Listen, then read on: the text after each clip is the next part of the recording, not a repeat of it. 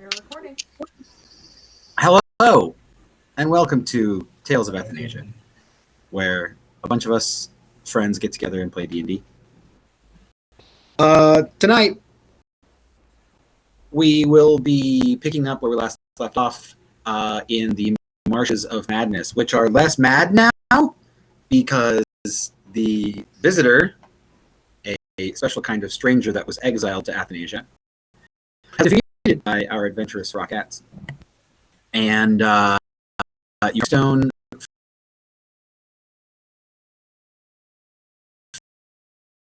some interesting things that have occurred. When you went into the fog, you all had unique experiences with some scenario that you felt was somehow very real and also unreal at the same time. And three of you, I think, were cursed with deafness.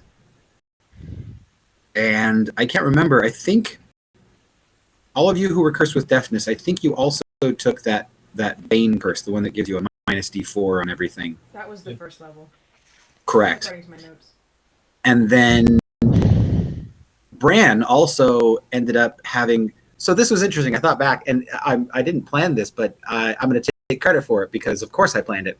When Bran went through his fate quest, his solution was to meditate and close his eyes. And then later, poetically, as he was fighting the Visitor of the Voice, she cursed him to have no eyelids, or like just to have, to have his eyelids basically meld shut so that he could not see.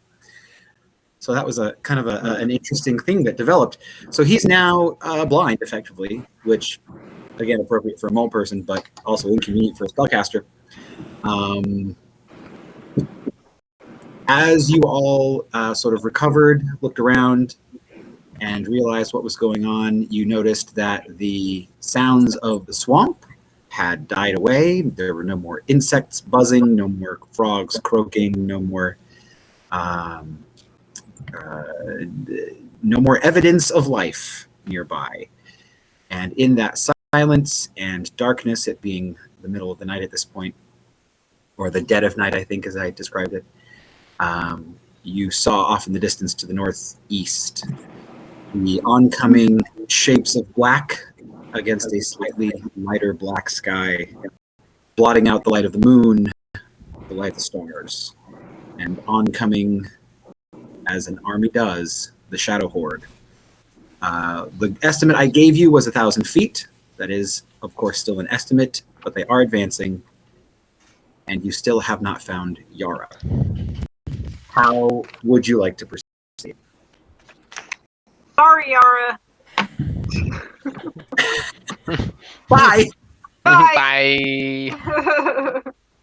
Can we? The fog is dispersed. Oh yeah, it's gone. Can we look around and see if we can see Yara? Sure. Whoever would like to spend go like ahead and make a perception check. 6 seconds doing that. We'll give you a round. We'll give you a round. You're welcome to keep track of what you'd like to. I gotta say, you're welcome to do whatever you'd like. I'm going to keep track of the number of rounds. I rolled a 21 on perception. Cool. Allison, I'm using the Percy dice that you got me. Okay. When she is done perceiving her surroundings, I am going to give her a moderate healing potion. Excellent. All right, we're starting at that number. All right, so you perceive the surroundings with a what number? 21. 21. As you look around you, you're looking for any sign of maybe footprints or lumps of body-shaped material somewhere nearby, or possibly some just any evidence that Yara has passed by. And as you look around there, now that the fog is gone, you realize that there is one glaring difference in the way the atmosphere around this area looks, and that is that you're attracted to a what appears to be a smoking pile of something nearby, maybe 20, 25 feet away. And as you look closer, you see that it is, in fact, it does resemble what probably used to be a body. But you aren't able to find Yara specifically. Yeah, because we know Yara has magical items on her. Are there Yes. any magical items in the ashes or in what used to be the body? Well, it's still a body. It's just very charred and blackened and et cetera. It still has limbs and so on. But yes, you do find what you recall as Mikon's staff with the orange gem in it. You do find a brilliant colored blue gemstone that you recognize as the divination stone. And of course, without having to list all of them, you find the remainder of her magical gear. This, you conclude, must have been what used to be. Cool. Great. Hey. I'm already shoveling it in my backpack. Okay. Sorry, Yara. I take it you'll go ahead and drink that potion. Yeah. Hero? Okay. Moderate is 44 plus 4, or is it 2d4? I don't know. Regular is Let's see 2d4, I think. Did you guys ever watch that show Dinosaurs? Yes. And there was like a science program within the show, and the little kid kept getting blown up, and the doctor would say something like, "Looks like we're going to need another Timmy." Yes, exactly. That's how I feel about our wizards right now. That would be standard method. Yes, Jack. Okay. Your greater healing potion will be Fun 4d4 time. plus 4. That is correct. Okay, thank you. Should we take the body? What body? And was there a charred body, or is it just ashes? Wait, who died? You don't hear any of this. I mean, technically, you guys aren't even able to hear each other because the three of you are deaf. Yeah, I've been. That's true. What I was gonna say was I waved my arms to get everybody's attention but I will Brand. grab That's a good Bran. point. Anything that requires hearing will be at a disadvantage. Remember that, because I'm not going to. Okay. I'm going to point at the remains and then point my bag and then. Can I look through Finny? Okay, I'm putting what I'm assuming is Yara in my bag. Yeah, you're putting what you assume is Yara in your bag. Yes, Brand, you are going to attempt to do Oh what? man. I'm just gonna look through Finny. Okay, I can't remember. We treated Finny as a familiar, yes? Correct. And And is that's that just an an action. ability that just comes along with having a familiar? Yes, that's Okay. just an action to control, basically, to look through his Okay. eyes. So you use the ability that comes along with having a familiar, and you're able to see sort of a multifaceted view through Finny's eyes, and it appears to be, it causes the world, black as it is, to be slightly blue tinted, but you do see your surroundings. Where is Finny at this moment? He was hovering up above the tree Okay. line. So he will look down, and you will see yourself along with your compatriots and a steaming pile of what used to be Yara, about 25 feet away from you.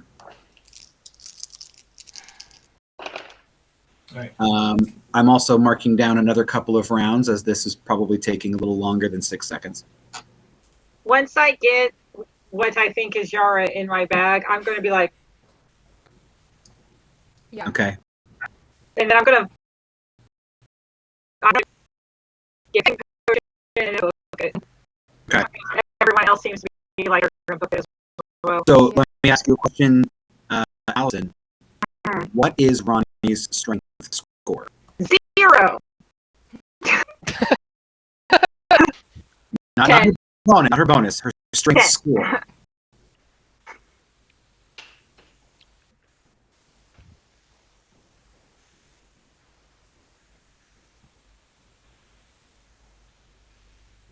Do you have like a 10 or an 11? I said 10. Oh, 10, okay, great. All right, let's see. So, your carrying capacity is your strength score multiplied by 15. So It's in my bag of holding. Oh, you have a bag of holding. Yes. Never mind. Ha Oh, I ha. forgot about the bag of holding. These are Ow. details that I How do you remember. think I carry all this shit with me? You've got How do you millions think I and carry millions around a of gold dire pieces. mace for months? It's just All right, guys, throw that corpse in here. Well, That's I what mean, I to be did. fair, she doesn't have to breathe anymore, so it's fine, I suppose. Okay. Yeah, you guys would have to like go back and get Nilbog if you wanted to play him. Okay. He's probably settled down. We don't want to bug him. He's fine. So Ronnie begins running toward the key. You remember that the key is an hour and a half to 2 hours away through the bog. Yeah. But hey, that's the closest thing you got. I also gave you healing potion. So I would say Bran and Hero. I'm assuming Jareth is just following you, Ronnie, but Bran and Hero, what are you up to? I'm I following hope to too, God but I something want to picked kind me of up. keep my eyes on the darkness. I want to watch to see if it like changes course to keep following us, or if it's speeding up. I just want to see. I want to keep an eye on it. So I guess Okay. I'll stay at the back. If I remember correctly, you no longer have dark vision, Nope. but you do have your globules of light that you can use. Yeah, but I hadn't cast it because I'm holding on to something until Okay. I know what they're doing. Sure. Okay, so at that point, then you would be rolling a disadvantage on a perception check to discern what's going on with the approaching darkness. Not bad. 18. Okay, wow. So your fiendish nature and the senses that you have for the shadows tell you that the darkness is continuing to advance. At this point, because it's such a huge mass of individuals, it's hard to tell whether or not they are altering course so precisely that they're now following you after you've made a 10, 20 foot difference in movement. You could probably track them over the course of several minutes and tell whether they're following you, but as of this moment, you just know that they're continuing to advance. Okay, I'll just keep an eye on them for the next few minutes, unless it seems like they're getting within like 100 or 200 feet of us. Okay. Then I'll take an action. Excellent. I'm going to go ahead and mark down another round. At this point, you all, those of you who can hear, which would be Rocky and Jareth, but pretty much just Rocky because Jareth isn't here. Rocky, you are alerted to a noise behind you. As you look over your shoulder, you see that there is a large amount of bubbles and a frothing coming from under the water in the marshes. You recognize it as the location where the visitor of the voice fell and is now laying in her watery grave. Oh, crap. All right, how far away is that from where I'm at? You guys have moved for a round or two at this point, so we're going to say maybe 100 feet. I'll wave my arms and point back at the bubbles to everybody. Okay. Ronnie, Hero, you guys going to stop? I guess. If Rocky wants me to, I will. Okay. As you all turn around, you see that there is, again, this sort of now small geyser of water coming up maybe 3-4 feet out of the surface of the water. And you see, once again, the head now limp and to the side, rising up out of the water as you see the visitor of the voice, eyes now blank, braided hair now sort of dangling below her. And she sort of suddenly flops her head over to the other side and then anticlimactically drops back into the water. But then you discover that there was something else supporting her, and it wasn't actually her emerging from the water. It was what you recognize as a near identical copy of the bit that you all have currently attached to the key.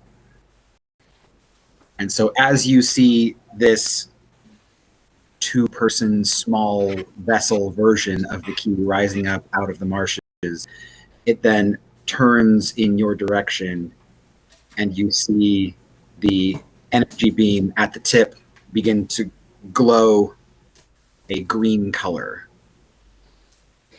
What do you do? So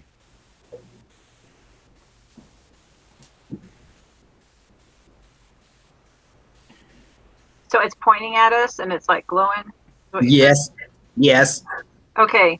Can I see anyone inside of it, or is it just like it doesn't have a window or anything, does it? No, this is Pyrium. This is a black metal in darkness. The only reason you're able to see the outline at all is because of the green energy. Well, from our experience with Arcade, do I know that there's like a door to get in, or? Theoretically, yeah, there would be an iris-shaped door either on the top or the bottom. Again, it's universal gravity inside, so. All this is happening very quickly. What do you... I'm going to teleport on top of it. Okay, how far does your teleport go? 30 feet. I don't know how far I am. If I'm too far away, I can't do it. Yeah, how far away did you say it was? About 100 feet. Oh. Rocky, I guess I I will can't run right now, so can you please run? Want me to run? I can run to it and then teleport on top of it. No, like away from this thing. Well, it's going to be chasing us. Cool. Where I is think we move faster than the bid, don't we? Wait. Where is Finny right now? And also, how are you having this conversation? I can actually speak.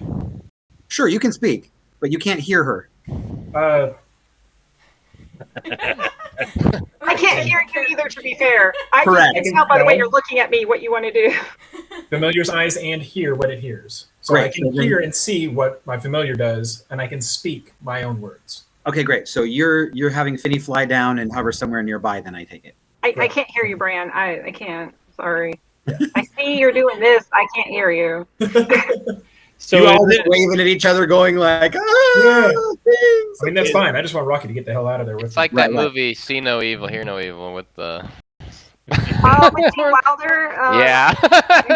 They're just like, yeah, I can't understand. All right, so Bran is waving wildly to get people to go. He's doing the Travis Willingham, let's get out of here business. I'm just going to like... Is Rocky deaf? No, Rocky is not deaf. I'm just talking to Rocky.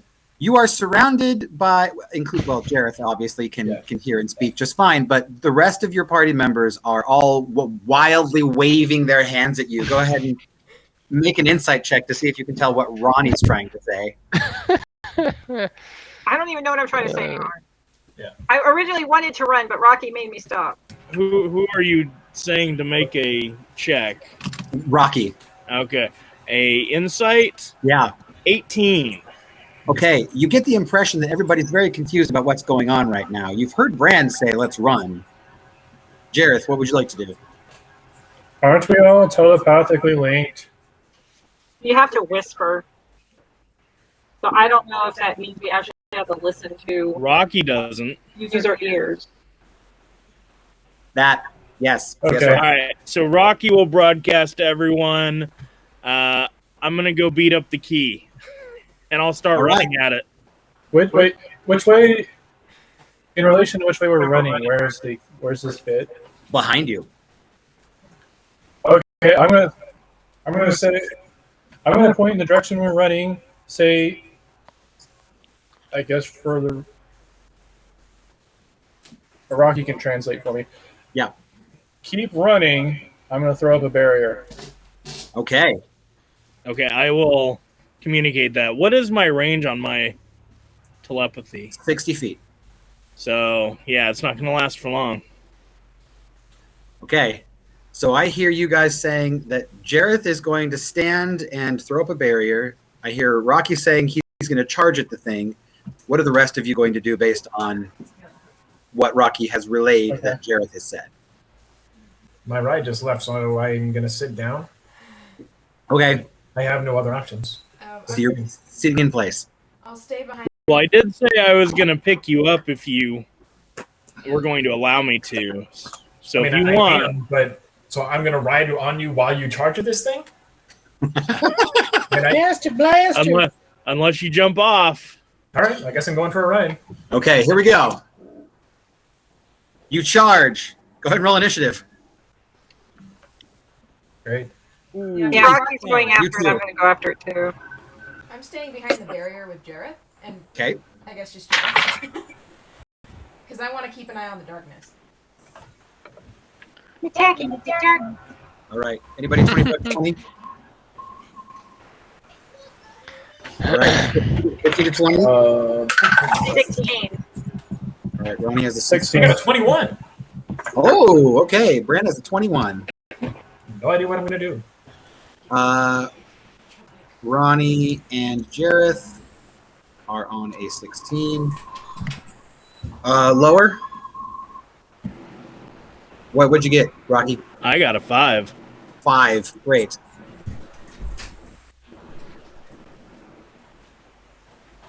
Okay, starting up at the top. Bran, what are you doing? Great.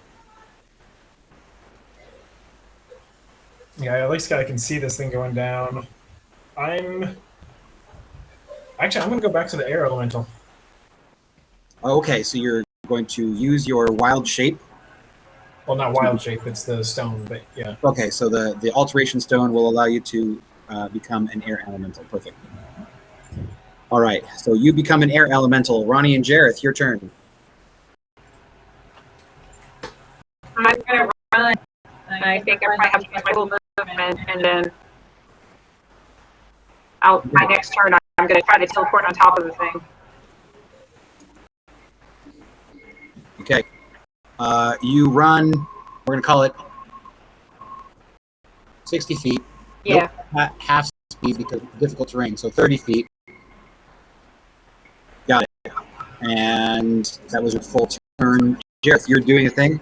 Yeah, I was going to cast the ward area, and then so you said it was 100 feet away. I'm going to go ahead and make it maximum size, which I believe was a 40-foot radius sphere, 20 feet tall.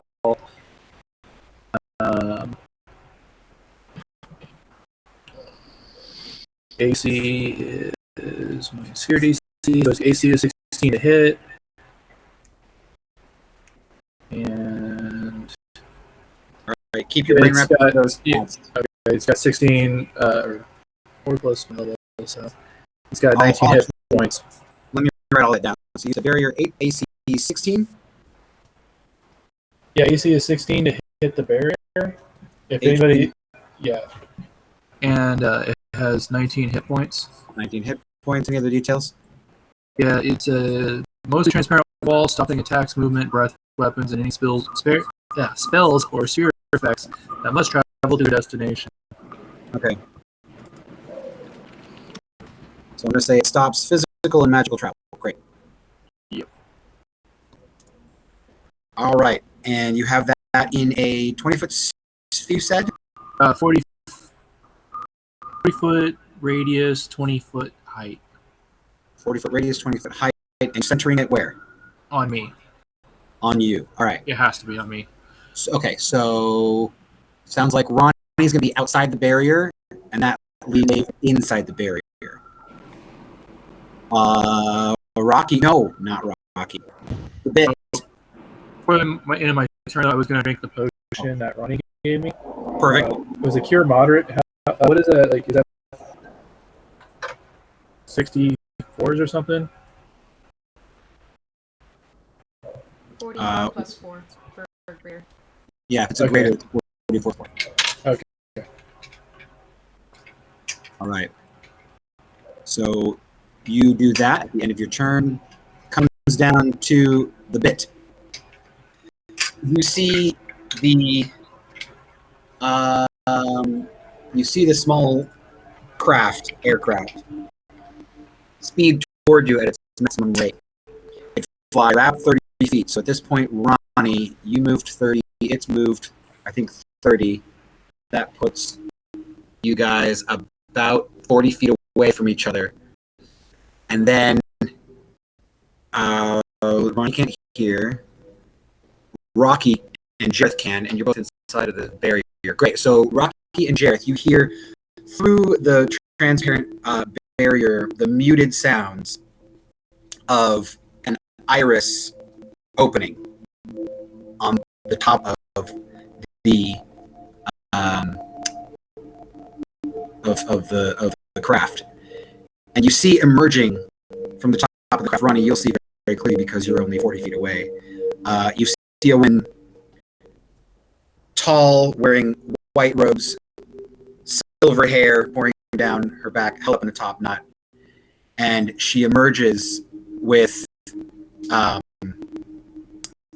sort of a staff in her hand, and as she stands up out of this hole, you can only see the upper half, but you immediately recognize her as Yara. Oh, good. I finally found you all. Where did I put my bag? Your bag? What are you talking about? What are you all doing out here? And what happened to the marsh? Is the marsh changed or something? Oh, yeah. Afterwards?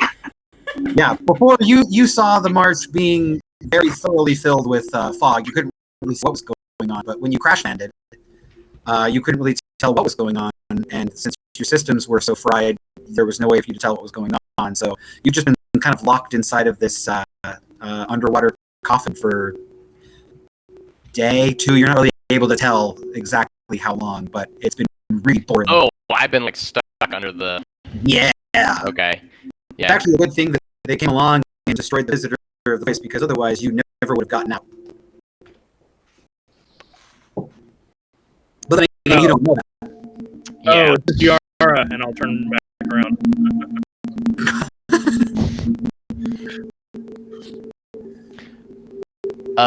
Yara seems to act very confused to find you all here. So, I don't know if I'm conveying that properly, but she's like, what are you all doing here? And I'm glad I found you, though. Have any of you seen Mekon? I can't hear you, but there's a bunch of shit headed our way. We gotta go. We gotta go. I can't hear you. And then I turn around and I start running back. I'm pointing at the darkness in the distance. Oh!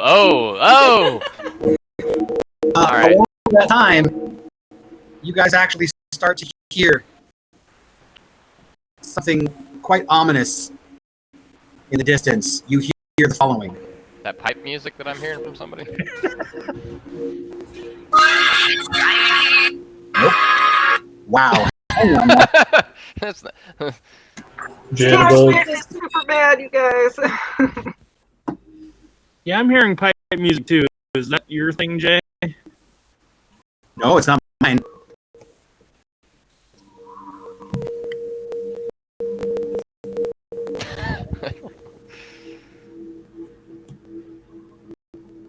I don't think it's me.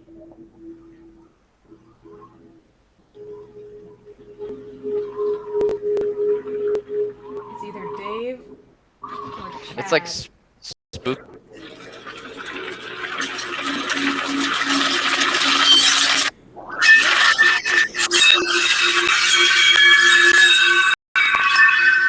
I just turned my mic off to see if it was me or not, but I can still hear it. I think that's Jay.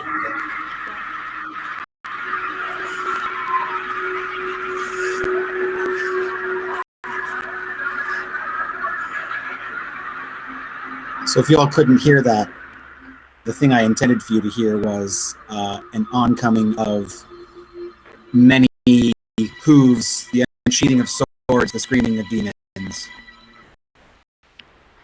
They are approaching. How close do they seem now after 12 minutes? It's been several rounds. You guys see them becoming a larger and larger black spot on the horizon Okay. the longer you go. We gotta go. We're going. Yeah, Must go as faster. we're running, Let's go. I want to I'm cast running. Something. Okay, go ahead. On me, I will cast Glow. Okay. As actually, it lasts 10 minutes without concentration. Okay. And then as my bonus action, I'm going to brighten it. Okay. It costs 0 spell points and it lasts for a minute for concentration, and it expands to a 40-foot radius. But I'm going to use light as the glow effect. And then so essentially it lets me choose a type of creature. Any creature of this type or with this tag must, within the area of bright light, must pass a Constitution saving throw or be unable to move closer to the source of light. Excellent. How big is this? 40 feet radius around me. Okay. That lady is super loud. I can't hear Chelsea. Oh, my bad. This is what happens when she casts her spell. So in the dead of night, with the darkness approaching,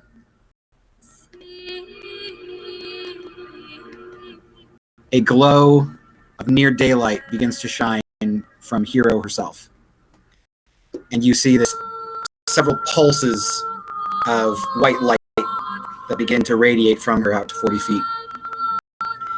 And the hordes of darkness begin to now come within visible range, where instead of just being inky black darkness on the outskirts of your vision, they become warped, strange-looking creatures with asymmetrical limbs and eyes and horns and tails. You see some that appear to be riding fell creatures. You see some that are perhaps the same creature as their mounts. Weird amalgams, odd shapes.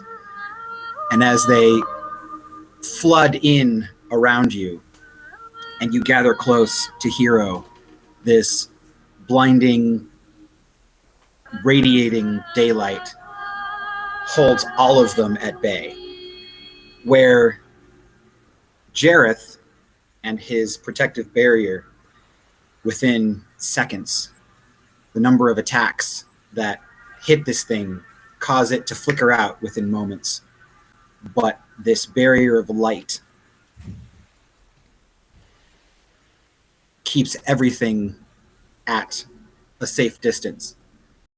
In Hero, you can't hear, but Rocky and Jareth, you're able to hear the song of some celestial being accompanying this light, as if the voice itself is the light. And one thing you do see, Hero, actually I'll type it in the chat.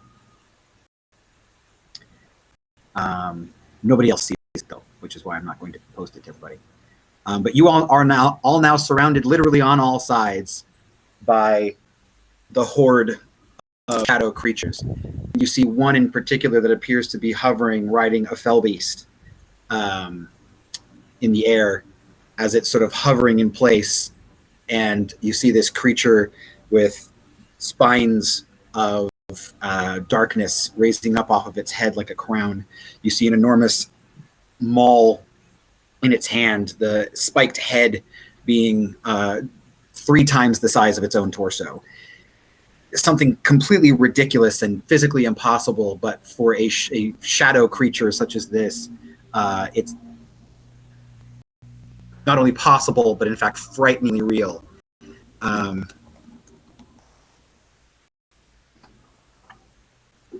What do you do? You said we're surrounded on all sides now? Yep. Allison, did you say you were running? I hope we are.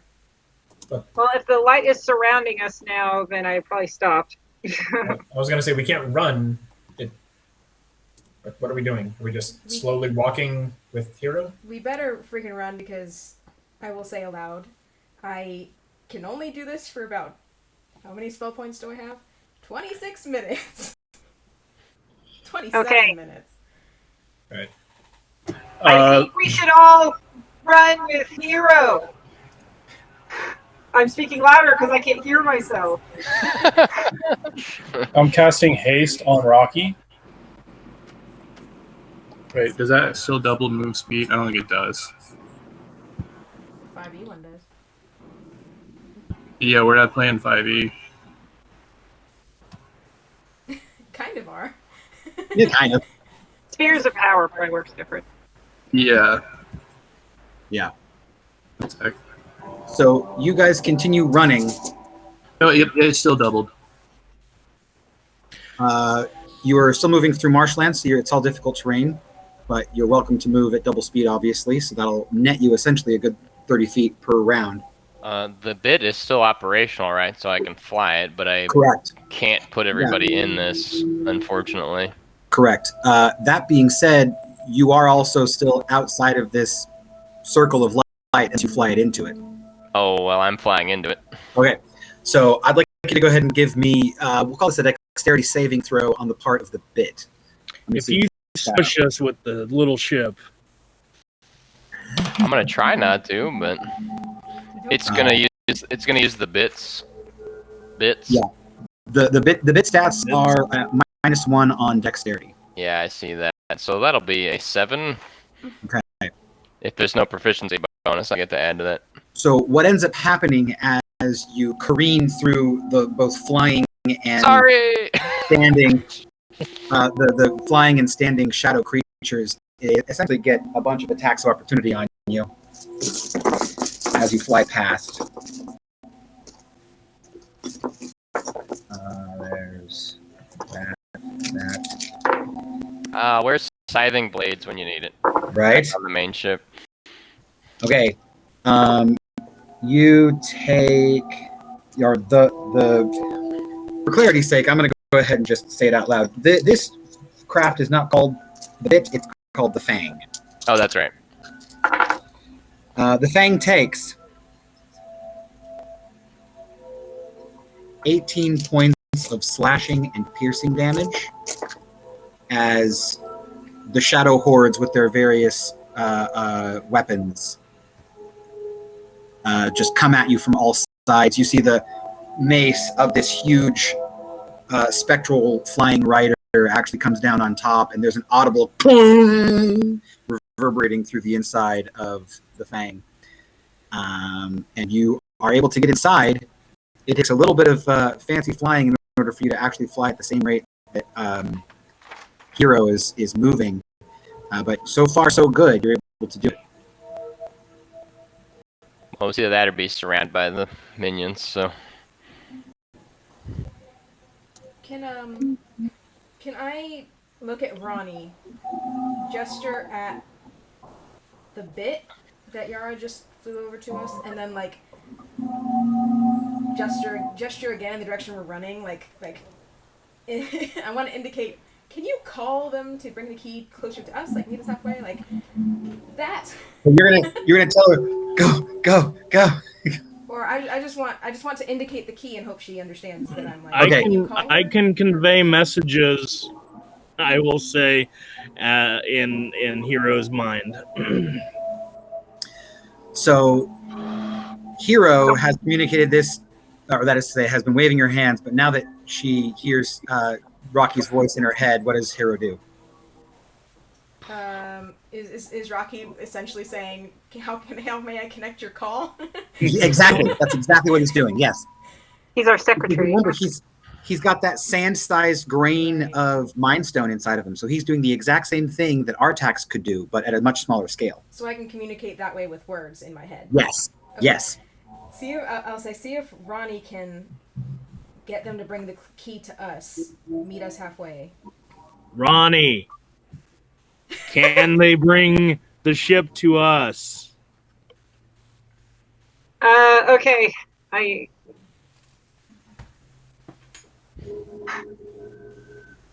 What's her name?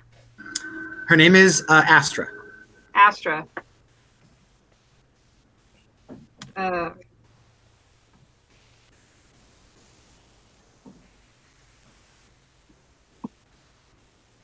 Okay, Astra, it's time to go. Head toward us with the key. We're running with a bunch of bad guys behind us. And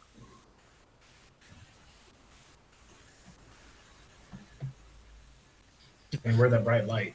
Wish you were here. Yeah, it's right, like, Now, go now. Wish you were here. Okay, sounds good. So Astra responds, yes, we'll pick up Prog on the way. We sent him out, but he is not quite back yet.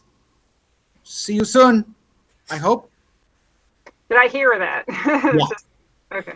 Because the message is communicated telepathically, so. Okay. All right. So you all continue running, and the only thing keeping the Shadow Horde off of you, they're all attacking ferociously. You see, it's the worst game of smushing the face against the glass that you guys have ever seen, except far more horrifying, as you see fangs that aren't even attached to mouths. You see claws coming out of arms. You see swords that are connected with legs and tails that come at you from all angles.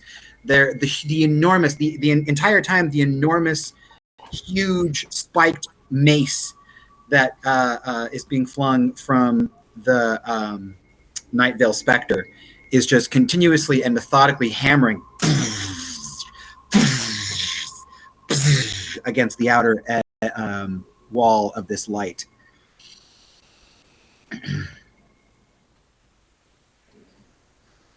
Gape. I just hold up my little sign. Gape.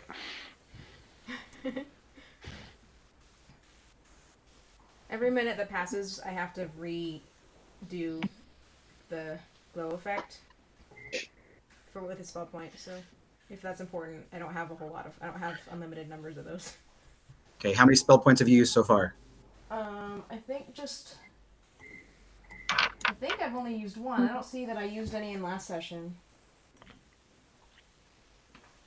So I've got 26 left. Okay. How many do you have to use to maintain it? Just one. Okay. So you have 26 minutes worth, as you were saying, of the light dome, and we'll say you've used what, 2, 3? Sure. As you're running along, several minutes pass, and you're able to communicate all of this, and you guys are moving in the direction that you know the key was in. The Shadow Horde is kept at bay. The light barrier continues to hold. Do you want to do anything while you're traveling? Anybody want to do anything? I want to ask Rocky, since he's the only one who can communicate. Does Bran want to get in the bit with Yara, or does someone want to get in the bit with Yara? I will telepathically communicate to everyone at once. Does anyone want to get in the bit with Yara? Is it multi-person or is it just 1.5? 1.5, I think. I will revert and climb aboard with Finny. Can Finny get in too? Yeah. Okay. He's small enough. Yeah. Very good.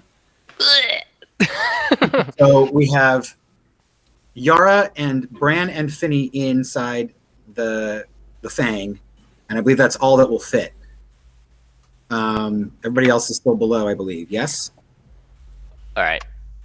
What affliction has you, Bran? I'm afraid that I'm not sure what's going on here.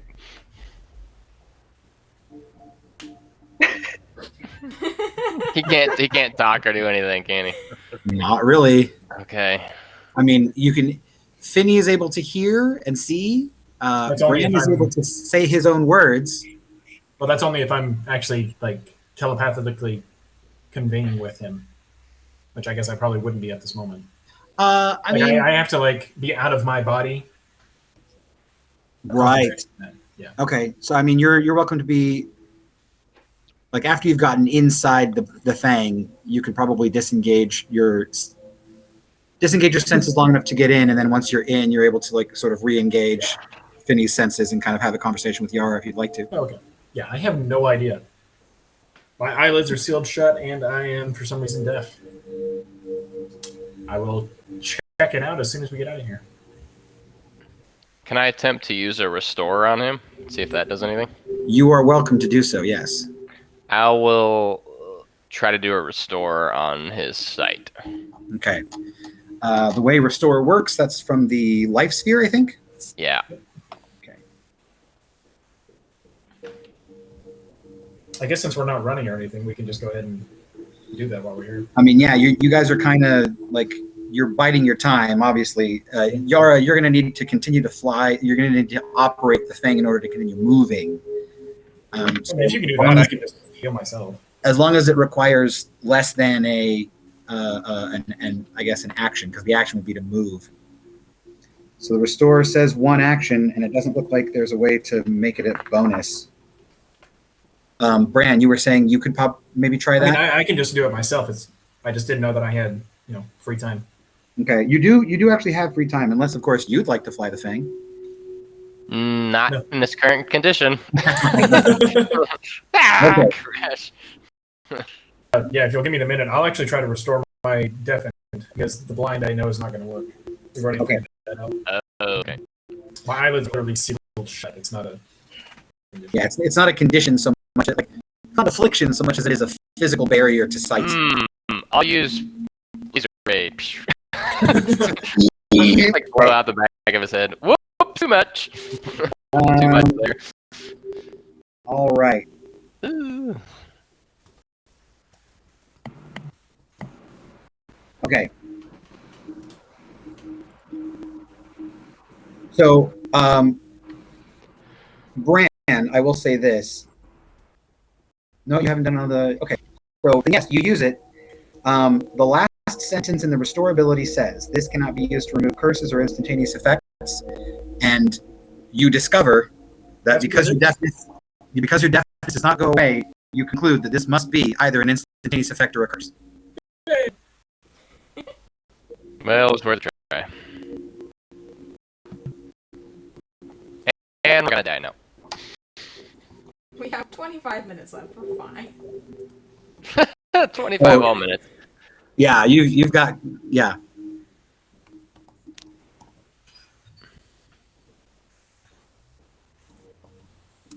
All right. Anything else you guys want to do while you're traveling? Go ahead and mark it down to 24.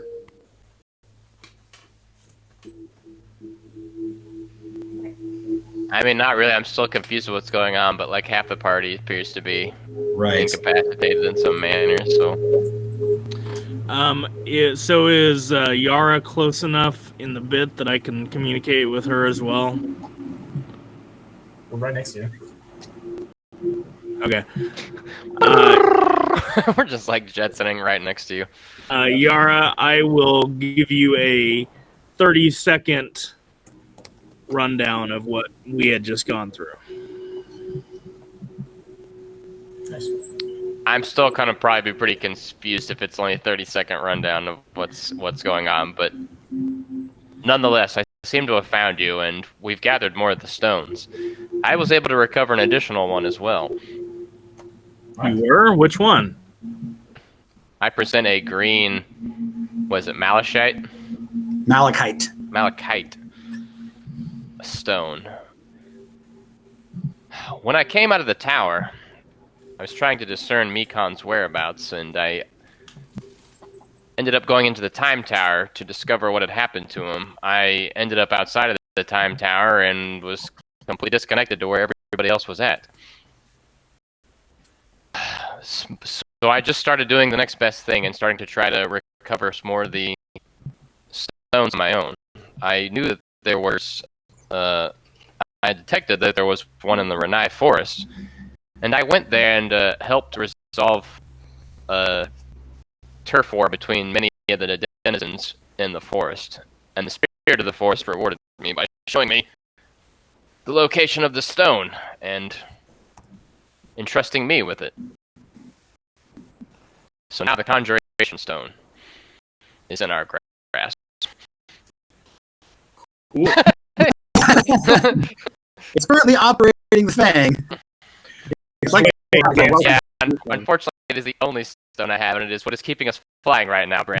So smack. Smack. So wait, are you Yara or a different Yara? What do you mean by that? I'm assuming I don't quite. You have know no idea what alternate timelines are. I don't know what you're talking about. All right. Well, how about we just keep running for now?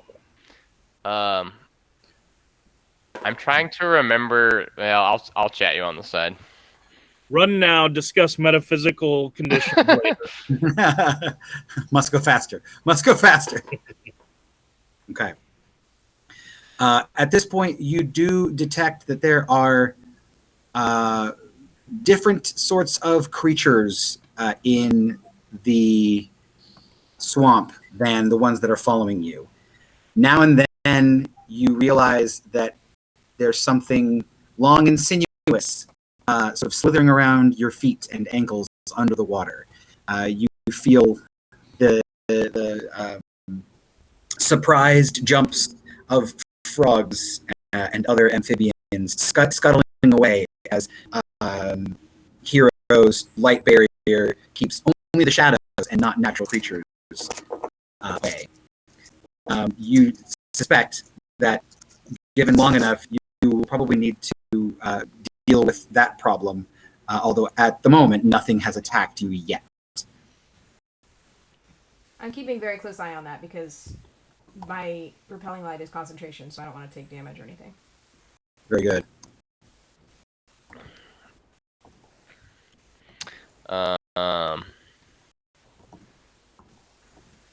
No, the last time that I had seen you all, you departed from the war tower to go investigate to the north. Oh shit. Yeah, that's. We have a lot to discuss, but not now. You hadn't come back in quite some time, and nobody had reported back to the Weather Guild. I needed to get hold of Mekon. We had some sightings of the darkness, and I don't know what all was probably going on up there.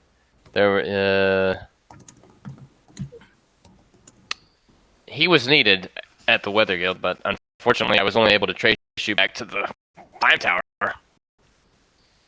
When I exited the Time Tower, So just out of curiosity, did you find Mekon in the Time Tower?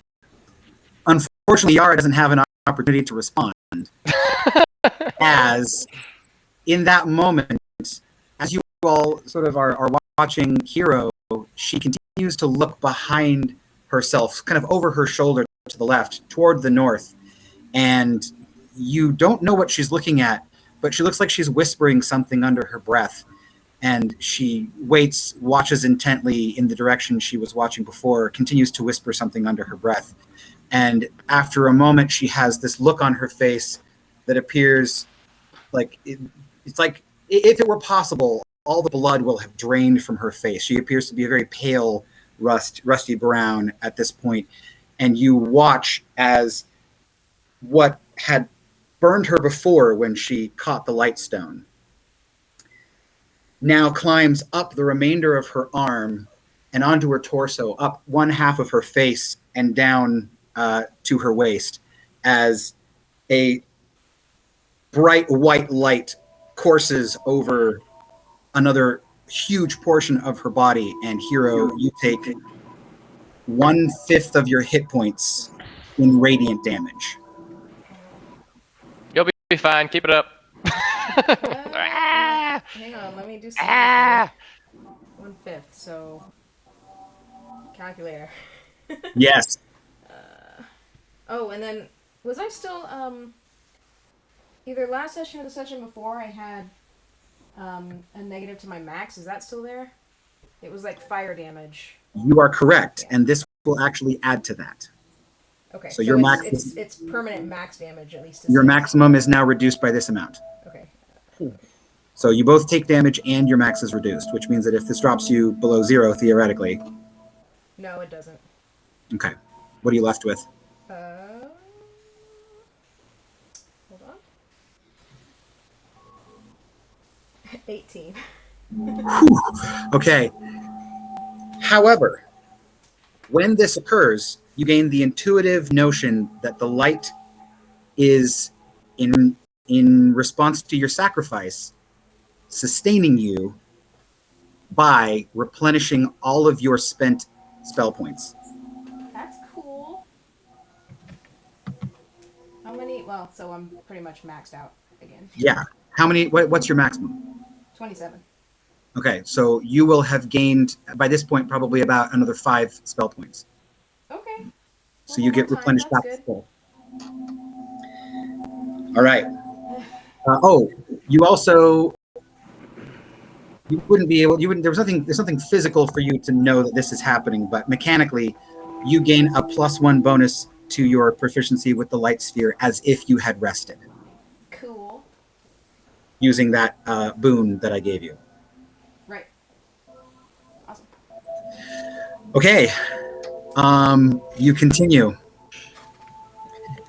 The trek is long, laborious. You're moving at your full movement rate every round, and the swamp is still causing you to slow down more than you would like. At this point, there is a thrashing in the water, and everybody will need to roll initiative as a tangle of poisonous snakes surges up and begins to swarm in all directions.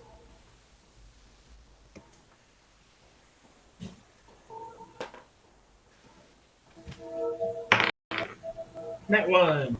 Ooh, no. I'm not going to do anything anyways. Jared's got a 5. Okay. 17 for hero. Okay.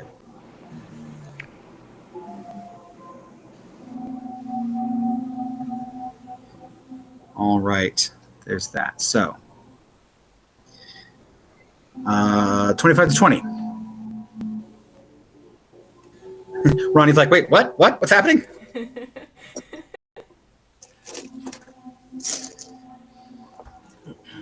24. Ooh, look at Ronnie. Okay. I don't know what's happening, but I am quick to react to it. It's a mass of poisonous snakes that has swarmed you from below. That was Ronnie at 24. 20 to 15. 17. Here at 17. I got to roll for snakes. There we go. All right.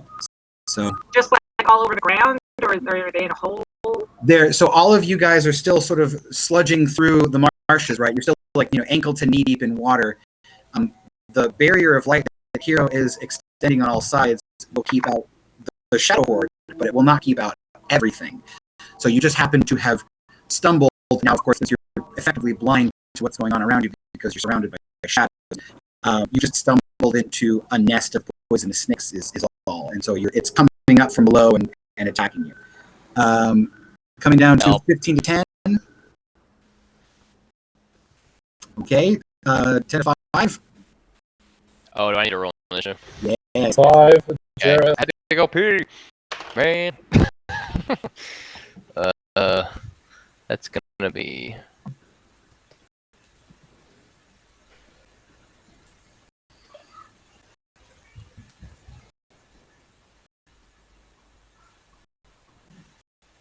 That'll be 16. Okay, so you're gonna go after Hero. Yara, after Hero, and excellent. So we're looking at Ronnie up top. Again, swarms of poisonous snakes surround you on all sides, snipping at your legs and hands.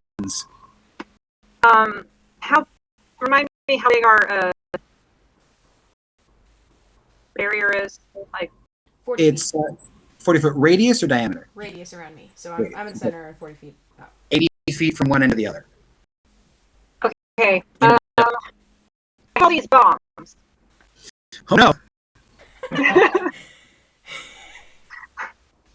I would like to throw one so as it does not hit us, but it hits the snakes in the direction we are going.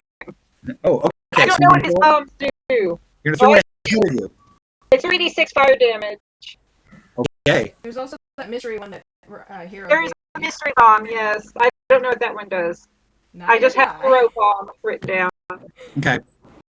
I want to save that for later, that on snakes. Yeah.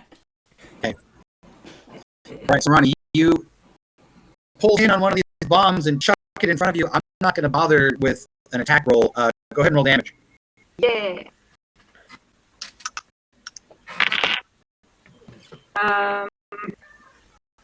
11. 11. One thing you notice is that dealing fire damage under the water kind of But they're like up, so. They are, but they're not a solid creature that would have a bomb land on top of them. It would land in the middle of them, and then as they continue to rise, it sinks below. It does cause an immediate circle around within that 5-foot square to take the damage, but anything past that is sort of muffled by water, and it sort of bubbles up. Huge fart out of the bog of eternal stench. So it does deal damage, but it doesn't go quite as far as you were hoping. Next person in line, I assume you guys are using your movement actions to continue to walk, so you're making progress at about 15 feet around instead of 30. Hero, you're up. So did the explosion actually help us clear some of the snakes out so we can proceed, or are they still... A 5 foot Just a area 5 foot then. square worth. I didn't hear either of those things. A 5 foot area of snakes took 11 fire damage. But they didn't just die. No. Oh, they're strong poisonous snakes. They're on steroids. I don't think destructive blasts aren't concentration, so No, they are not. are there a lot of them, or is it like a mass? I feel like it would be not worth my time to punch one if there's like 30. Correct. So this is using sort of swarm rules. Okay. A swarm of poisonous snakes is going to be occupying a medium-sized square, so basically a 5 foot by 5 foot cube. So when you punch something, it's going to have resistance to bludgeoning, piercing, and slashing, but all other damage types are going to be dealt the exact same as they would normally. Okay. Well, I'm going to go ahead and punch the swarm with a destructive blast. I punched the swarm. It'll be radiant damage. Great. Gosh.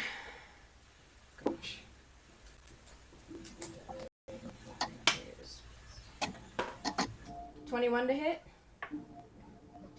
That'll hit. Do damage. 3d8. Wow, almost minimum. Wow. 4 points because I rolled 2 1s and a 2. Okay, 4 points of damage. And it's radiant damage. However, the creature, or I guess the swarm target, has disadvantage on all attacks made before the end of my next turn.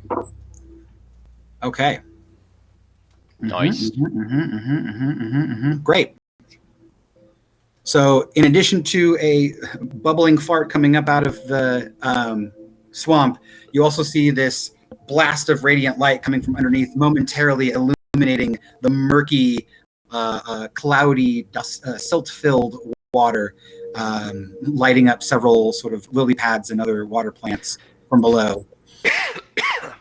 That was Hero's turn, coming down to 16. Yara, you're inside the Fang, and you are able to see, of course, just like the Fang would normally allow you to see through using the sort of arcane holographic display on all sides of you. So you know what's going on below. What do you do? Oh no, chat froze. Right as it was your turn. Can you guys imagine? Maybe soon we won't have to worry about freezing on the screen. Right? Or at least not most of us. We'll just use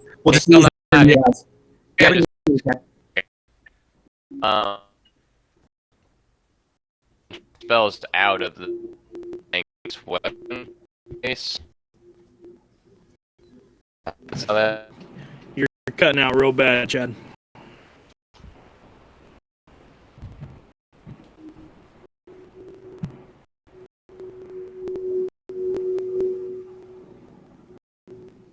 So one more time, check for. spells through the Fang's weapon. Yes, we'll say that was something that other Yara picked up on the way. So sure. Yeah, sorry, Mike. Really bad evening for some reason. Okay. We'll do that. I'll do blast as well. And I can sculpt it, but I'm not sure if I can catch this swarm without blasting everybody else to bits in the process. They are, as a swarm does, they are kind of everywhere. So could I just like a cone at them then? I don't want to do a radius because that's gonna like blast everybody in the light bubble. Yeah, for sure you can do a cone. But I could do a cone downwards and be like. Right. You'd have to do a little bit of a maneuver because you'd have to physically point it down, but then you can come back up and swoop into the air again when you're done. Yeah, so I just want to kind of pivot down and be like, spray, anti, destruct the snake, anti-snake, blasty. Cool. All right. So what is the furthest reaches of your cone? Well, if I spend a point, I can do 90 feet. Ooh. Okay. So I don't think I need nearly that much range. If we're talking about everybody sort of huddling around Hero as close as possible, I'm going to say you can blast like 20 circle.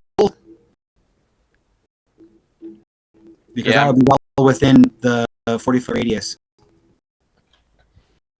Now, that's not, the swarm isn't going to be filling up every square of that area, but you'll get quite a bit of them. So I'll let you do like, we'll call it an automatic crit. So just okay. All right. Yeah, I'll do that then. Okay.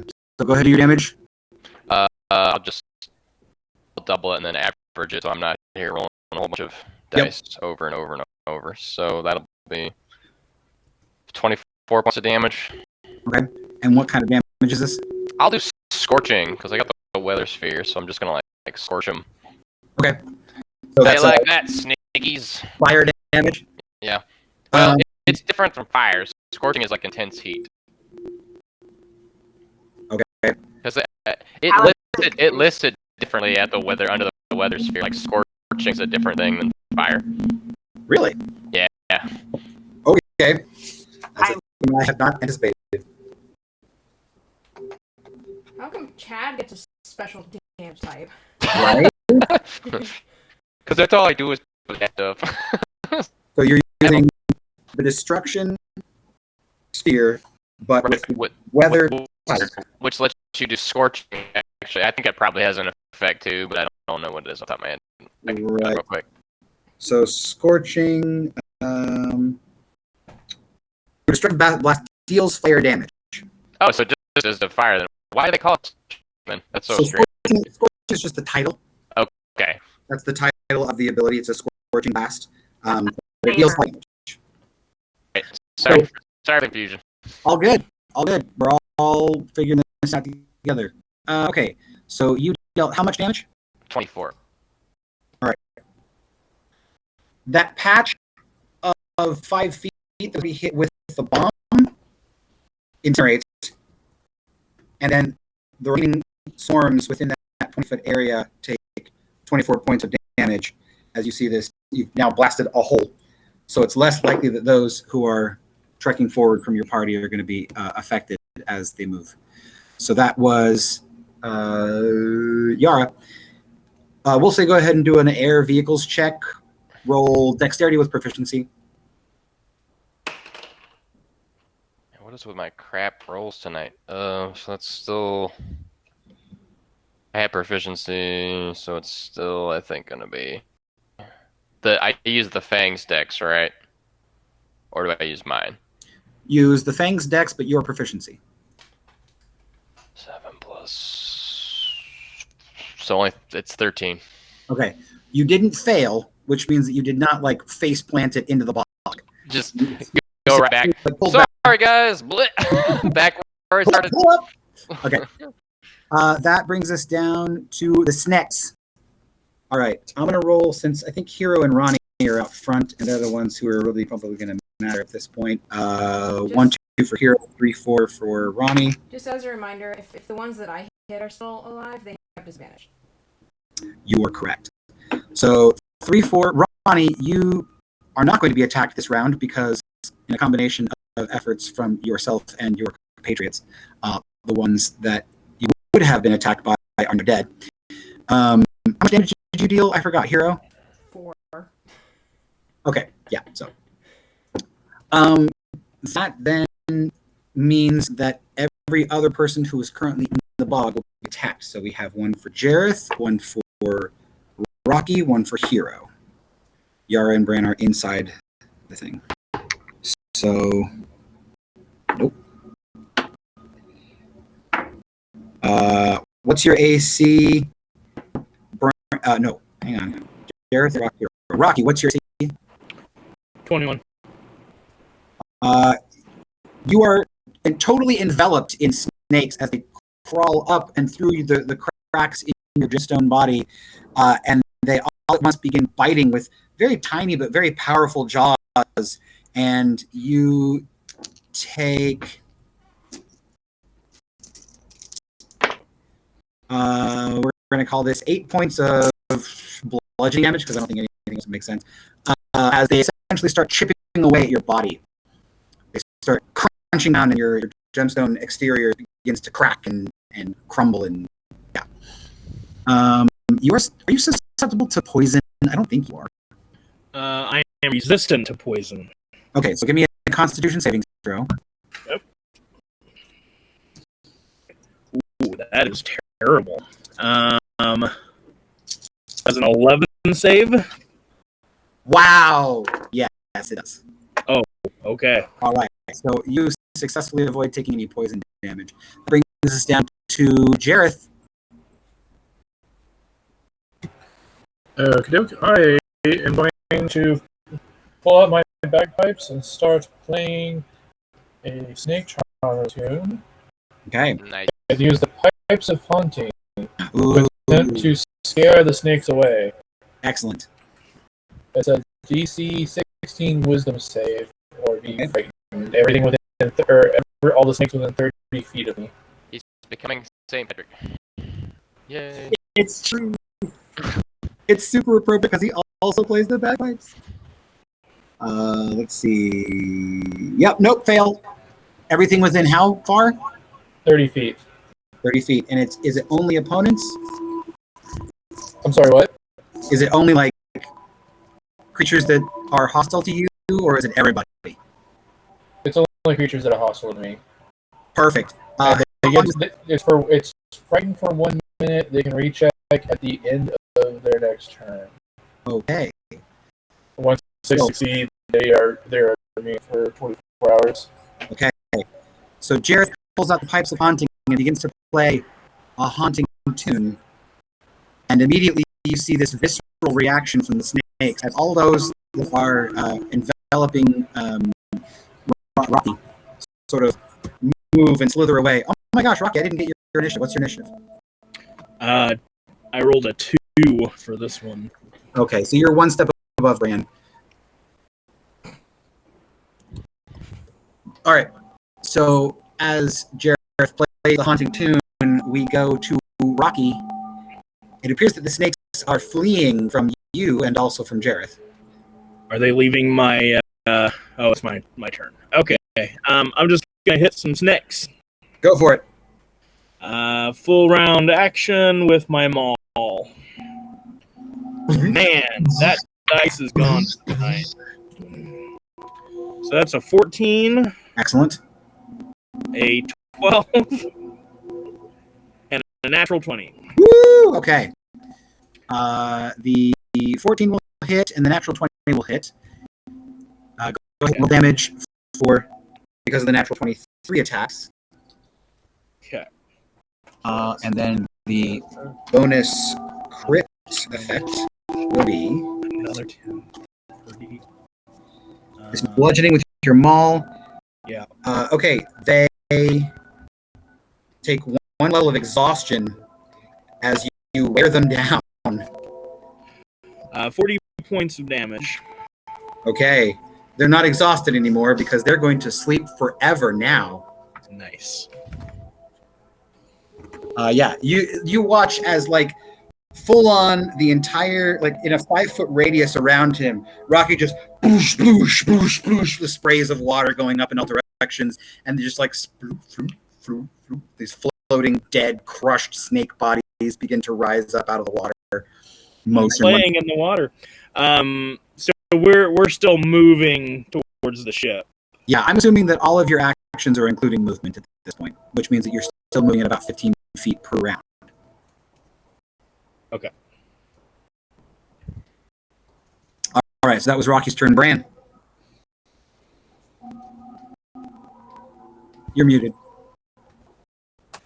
There we go. The snakes are leaving. The snakes are leaving.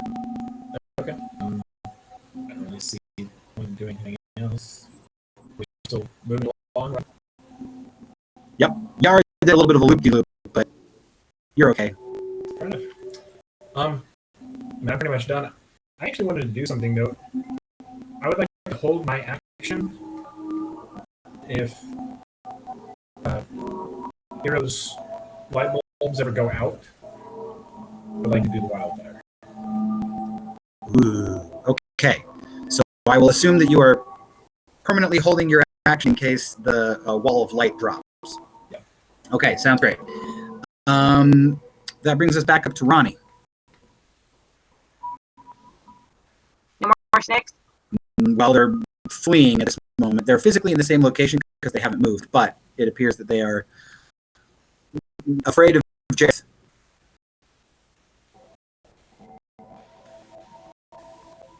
If they're fleeing, I'm just gonna, well.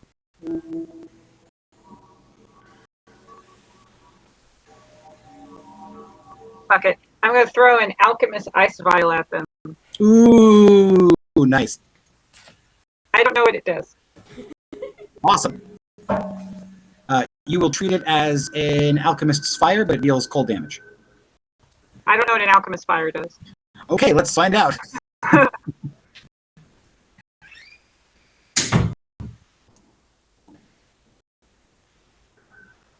All right, so the alchemist's fire, you throw it up to 20 feet. It shatters on impact. We'll assume that it shatters on something. You make a ranged attack against a creature or object. On a hit, the target takes 1d4, not fire damage, but cold, at the start of each of its turns. You can end the damage by using its action and taking a DC 10 dexterity check to extinguish the, basically get rid of the, we call this, what's that liquid that's, not nitroglycerin, liquid nitrogen. This is basically a vial of liquid nitrogen.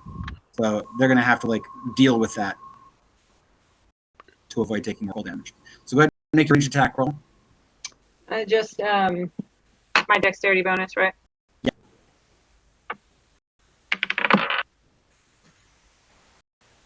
Yeah. 11. Unfortunately, that will miss. Darn.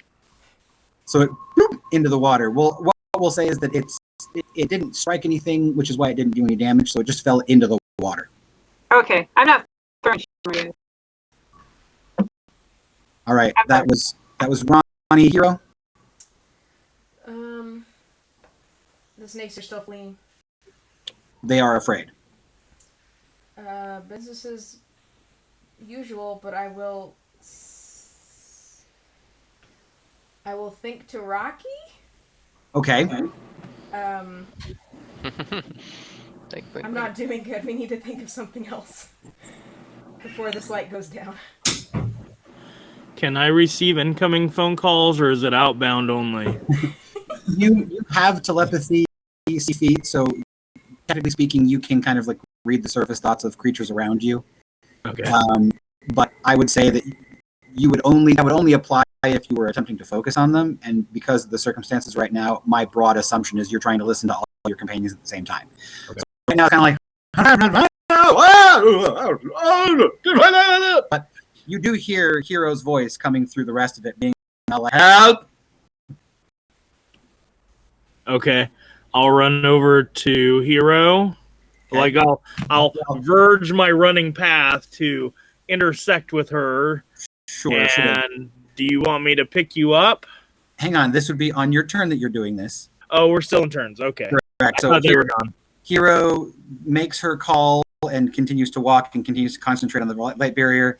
Yeah. I don't really have anything I can do right now, so I'm just gonna keep trudging along. Okay, Yara, anything you want to do? The snakes are all scared and away, so. Well, they haven't fled, but they are frightened. Okay. Because it's not their turn yet. Oh, well, I'm just going to blast them again. With us? I'm just going to blast them again. Okay. Another blasty. More damage.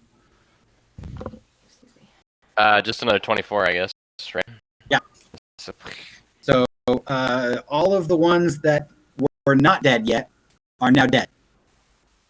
And you've cleared a path in front of where your companions would be moving. So that brings us down to the bottom. Go ahead and make another air vehicles check with proficiency. Okay, this time much better. So that's be 17. You're kind of getting the hang of it. You do a barrel roll, and as you're on the down angle, you do the cone, and then you complete the roll and come back up again, and it's all smooth and everything. You're actually kind of proud of yourself. You get the hang of it. On the snake turn, they all flee. Does anyone make attacks of opportunity as though? Cool. Go for it. What the heck? 19. All right. They take damage. It's gruesome. They move away at a 50 feet. I'll just stomp on as many as I can as I go. Yes, they will continue to flee away from you in all directions. Some dead, some not. Ronnie, what's your passive perception? 16. You happen to notice the slight whitish blue glow from under the water where your alchemist's vial of liquid nitrogen fell. If you'd like to pick it up as you pass by, you're welcome to do so. Okay. Your journey continues. I would like to summarize the remainder of the time that you have with Hero's spell points by having someone roll luck dice. Nope. Me. Not a nope. Nope. No one wants the responsibility. I mean, I could whatever. I'll do it. Okay. 3d6, What am I- 1's are bad, 6s are good.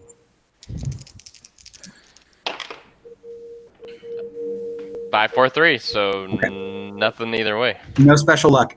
Those denizens of the swamp that you encounter on the remainder of your, 25, 6 minutes, something like that? Probably. Well, I have 27 within the last couple rounds, so probably still 27 or 26. Sure. So a little less than 27 minutes pass, and as you discover murderous frogs, oversized mosquitoes, and other such denizens of the swamp, of the stray lizard folk or two, there is no special luck, which means that they do not get an advantage over you, nor do you gain an advantage over them. You fight them off or scare them away, and your radiating globe of light definitely does something to intimidate them. And you're able to make everything go as smoothly as you might expect with a shadow horde surrounding you on all sides. You notice over the course of that time that the pounding of the flail from the Night Vale Spectre dies off after a couple of minutes, realizing that it can't do anything to penetrate this dome. So you no longer hear that regular booming clang as it makes its impact. You also notice that the shadow horde isn't slowed down by difficult terrain, given that they're not entirely real anyway, and they travel at the speed of darkness. All of that having been said, you find an eerie sort of comfort in the fact that when you have about 1 minute left of travel, they all divide and separate and go off into the darkness. And as far as you can tell, surrounded by all this light, you can't see them at this moment.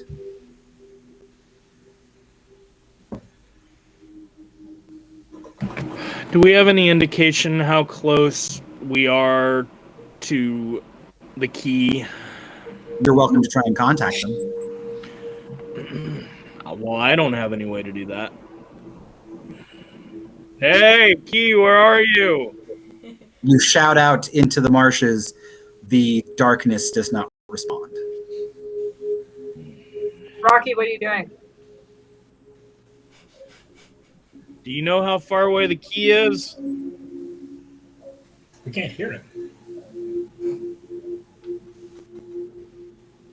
Hey, where are you at? That's it. That's all I'm gonna say. Okay. Go ahead and mark it off another spell point. I have one left, you guys. Oh, no. Oh, great. Astra says, we have been making the best time we can. We were able to find Prague. After that, we have simply been traveling in the direction that we know you went. It has been difficult. It is dark outside, and we do not have light sources. I thought their whole thing was glow in the dark. Oh, it is. Yes, you're right. As I was saying, it's very glow in the dark, and we're able to see a certain distance, and it's great. Yes. So it sounds like they're closer.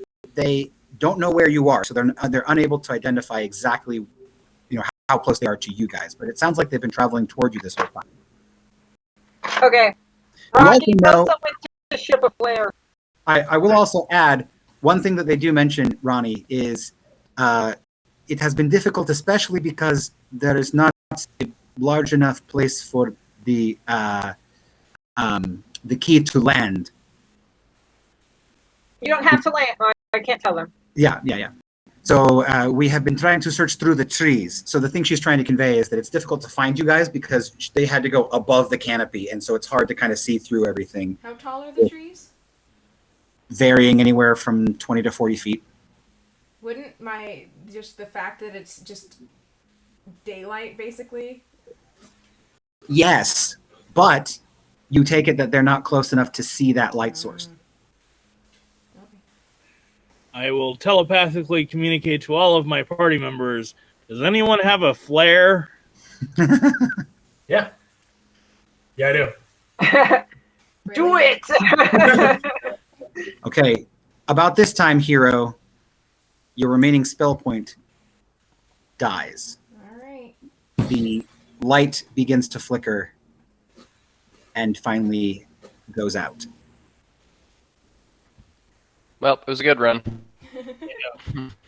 See you guys next campaign.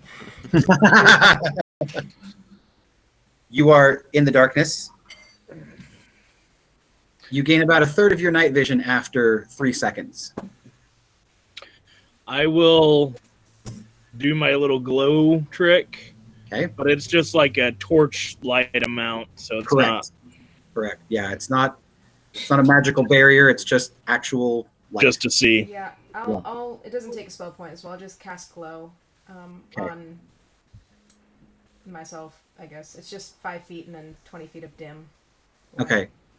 As you all sort of pause a moment, trying to get your bearings in the darkness, there's this stillness. Once again, you don't hear any movement of natural creatures other than yourself. And in that moment of total darkness, as your eyes are adjusting, Rocky sort of emanates that inner light that naturally comes from his spirit. And Hero switches on the glow effect that emanates from the Lightstone. And in the seconds that it took those effects to brighten the darkness, you are suddenly surrounded on all sides. Where there was nothing before, now merely 10 feet away from each of you, surrounding you are the gnashing faces and wicked weapons of the Shadow Horde, all standing at a distance, but simply suddenly present. So I can release that hold action? Sure. Go ahead. All right. Good. That's an everybody thing. Okay. So what happens? Everybody takes a lot of damage. Okay, sounds great. You are going to use Wildfire, I think is what it's called. Okay. Oh yeah. Here we go. Because I think some of our people are kind of beat up. Like Yeah. everybody, like Everybody. Everybody. Is this Everybody. Is this the kind of swamp that has like explosive gases? That's an excellent question. We'll find out in a moment, won't we? Do we want to take a 5-minute potty break? Sure. Well, let's do that. Let's have what kind of devastation we're wreaking after this message from our sponsors. At least warn me so I can just pull up and just fly straight up before you. No, you're actually okay. Okay. All right. Okay. Because we can. That's what I was curious of.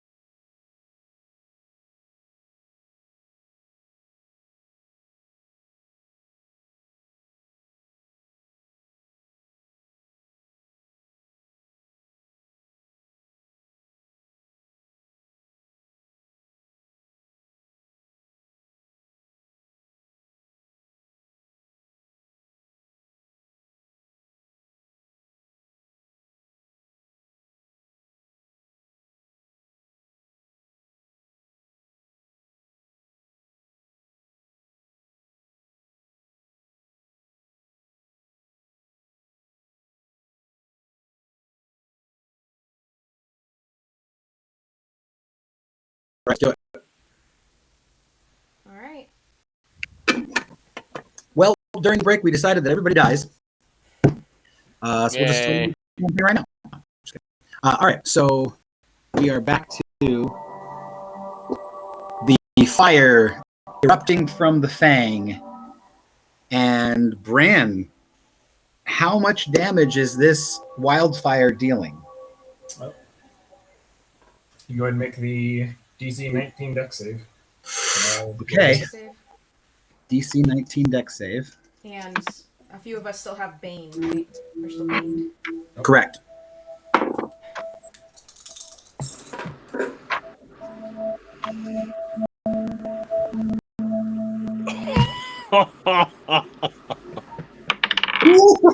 That sounds great.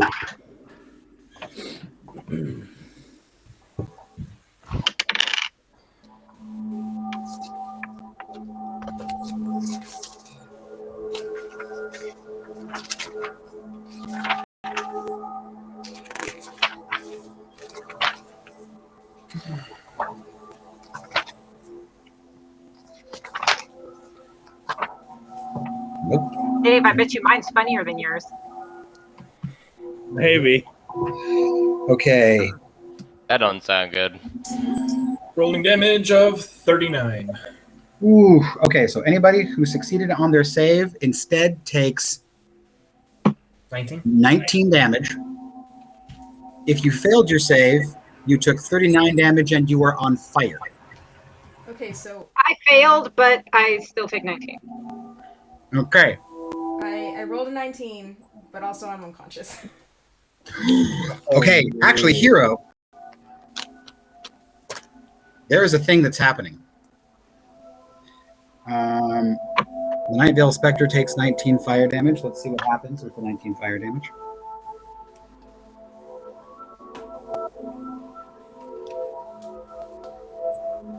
Okay. The remainder of the Shadow Horde. Let's think about this statistically. Yeah.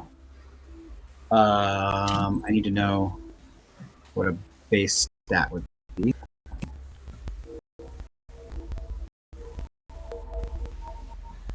So if their dexterity saving throw is going to be a +2, that means that they would have to roll a 17, which means that statistically they would have 17, 18, 19, 24 out of every 10. Nope, 4 out of every 20. Yeah. Which comes out to 1 out of every 5. That takes 20%. Yeah, so 20%. You watch as the Shadow Horde, 4/5 of the Shadow Horde are swept with waves of fire. And the amount of damage you dealt to them will be enough to wipe away the weaker ones entirely. Yay, only the stronger ones are Only the left. strong, angry ones are going to be left. Those who remain wail in pain and agony, the likes of which you have never heard before. All that is except for Hero, who hears on all sides the shrieks that she remembers hearing for thousands and thousands of years. Yikes. Before she was finally thrust into the quiet and relative calm of outer darkness. You too feel the burning of the wildfire. And for a moment, as all of you watch this burst of magic explode from the fang, it's as if the swamp itself has erupted and gouts of flame now rise from pockets of methane gases. You see the trees begin burning. Everywhere around you on all sides except above you, directly above you, there is fire. The world is a literal hellscape. And Hero, Sorry. This draws your attention, especially as it thrusts you back into the memory of your suffering, your what seemed eternal suffering. So you're going to need to make a wisdom saving throw at this point.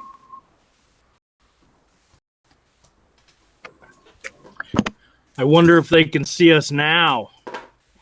Well, 26.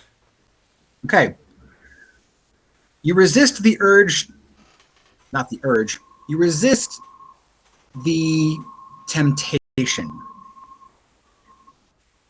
to allow your mind to fall back in on itself and return to a feral state that you recall only those times when you were released upon a world that was dying and the divine will allowed you and your fellow demons to ravage a planet until it was a husk of its former self. Because you have retained your better judgment, I will allow you to make another charisma check. The checks aren't baned. It's just saving attack. Well, yeah, just saving throws. 6. Awesome. First bad roll of the night. Your mind and soul involuntarily plead with the light to sustain you. You take another 1/5 of your hit points in maximum reduction. Now, is that a 1/5 of where I'm at currently, or 1/5 of my max my normal max? A 1/5 of your normal max, but you also take that in damage. Yeah, okay. Now, there's an interesting thing that happens here because you are theoretically at 0. Yeah. Yeah. But there's a thing that happens, Hero. Keep track of how many hit points you should be below 0. Okay.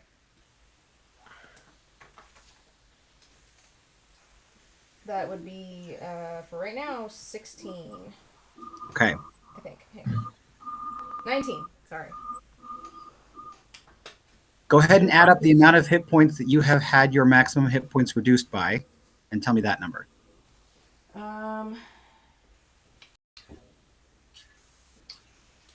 Calculator, sorry. It's too late for me to do this in my head. All good. 46. How much? 46. 46. Yeah. Hero, this strange thing that has occurred, the rest of you are all watching this happen. Hero, you only just now realize that it's occurring because you're not dead. You're not unconscious. You are still alive. And as you watch Hero take this fire damage, wail and thrash in pain, throwing water in all directions, gouts of flame coming up around her through methane pockets that are lighting on fire. There's a bright light that erupts from Hero. And as that light diminishes, and you can see her now in the natural light of the fire burning all around you, the intense heat coming in from all sides. Hero, you see that the remainder of your face, minus one side, the rest of your torso along one shoulder, an entire leg, and then part of your thigh on the left-hand side has now been consumed by the same scars and burning that you took from the light before. Seemingly, in this moment, the light has once again preserved you, but at a cost. And you get the sense, mechanically, for the sake of it being very clear, treat yourself as if you have 40 remaining hit points. Okay. You should be dead. So I but you are healed 40 hit points. What you've discovered, essentially, is that while you are below 0, you can still fail death saving throws, but you are conscious.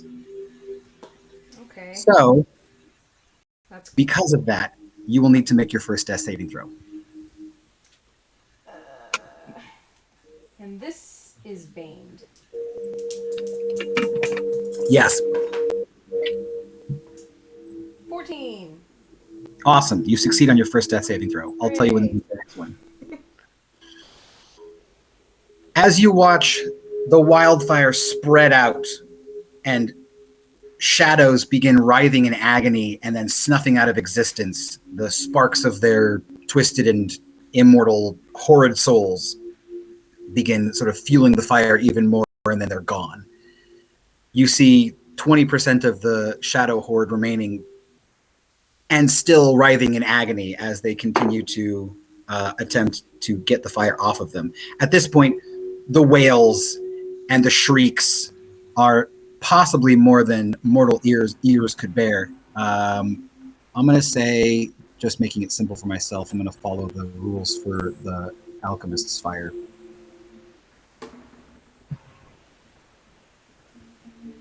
Still a d6 damage, of course, but I want to just check. DC 10 dexterity check. Okay, so they're going to make a DC 10 dexterity check. For the first round, actually, what would it be?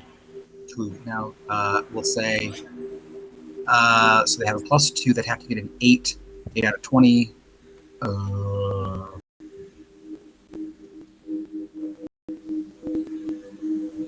Math.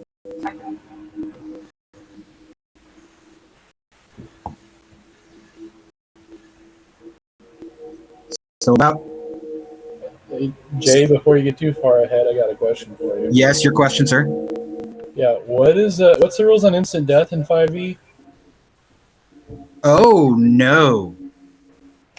You have to... Okay, so wherever you're at with your current hit points, you have to take enough damage in one hit to go hit 0 and then go all the way to the other side of your max. So...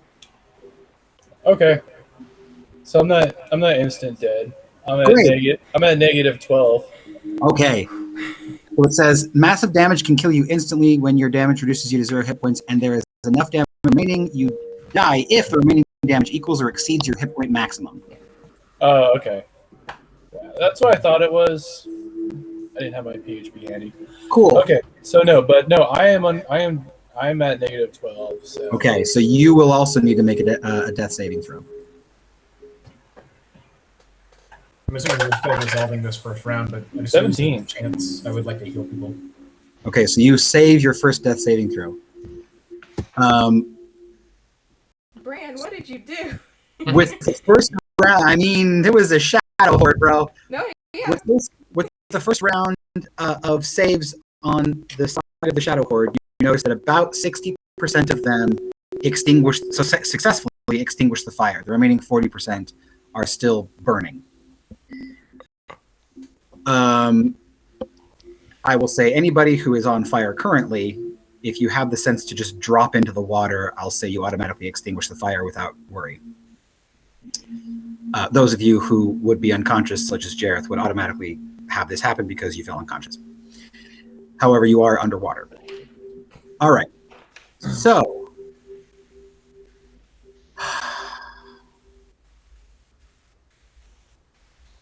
I'm going to say instead, let me go ahead and roll for him. Yeah. During this first round, you also notice that the Night Vale Spectre, wreathed in flame and seemingly not caring, sort of comes low and lands all too gracefully in the water. And as the fell beast sort of hits the swamp and then lowers its shoulder and neck into the water, the Night Vale Spectre slides off, and after a moment, he brushes his shoulder, and all of the flame just clears off from him and also his fell beast. And you can see now, in the light of the fire, in the dead of night, this bonfire of a swamp, illuminating him on all sides, still only reveals a matte, shadowy blackness void. And because his turn was used getting rid of the fire, I would say it's now the hero's turn. And we'll just go heroes, bad guys, because it's not worth the initiative. So hero's turn. What do you guys do? I'm going to heal Jareth. Okay. Go ahead and roll your healing. How are you doing this? I'm actually going to touch Finny, and then Finny is going to touch him. Oh, okay. So touch spell. Excellent. I'm actually kind of enjoying the familiar thing. It's kind of fun. Yeah. Okay. So you're able to get the iris to open, and then as you touch Finny and imbue him with your magic, Finny will then use his fly speed to go down, plop straight into the water, and deliver your spell. I am going to give another healing potion to Hero. Okay. I'm gonna try to blast our way a path through this horde since we've already nuked them. You have nuked them. All right. What's your spell? So I'm gonna use Salt Calamity, Oh no! Sounds pretty badass. and then another spell point to maximize my destructive blast. So they liked fire. Let's see how they like ice. Okay. All right. What happens? How does that work? Well, I'm just setting the spell point to sculpt at the calamity level, which means it's a 90-foot cone in front of me. It's just gonna get pelted with this. Okay. 90-foot cone in front of you takes your ice damage. Is there a dexterity saving throw or some kind? Yeah, they get a dex saving throw, I think. Let's look to be sure. Destruction. 18. DC 18 destruction. The ice is coming from that. So it says any blast-shaped talent that allows a dexterity saving throw instead allows a constitution saving throw. So when using ice, it's con. I don't know if that's better or worse at this point, so Is what it is. I'll just my ice anyway. So the Night Vale Spectre will make a constitution saving throw of not enough. And also not enough. And go ahead and what's the DC on it? 18. 18. Plus 2, 16. So 17, 18, 19, 24. So another 4/5 of the area that you're able to influence is struck and takes the full brunt of the blast. And I'll say within that cone, you have 1/5 of what's in that cone remaining that was not obliterated. Go ahead and do your damage for the rest.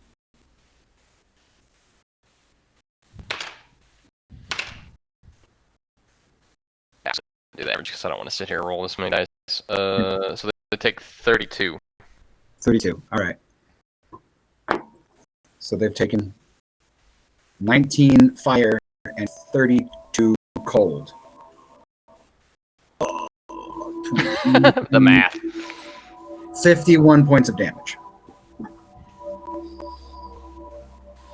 The stronger shadows among them now, I'm going to say, with the cold, extinguished the fire, but also now frozen in place.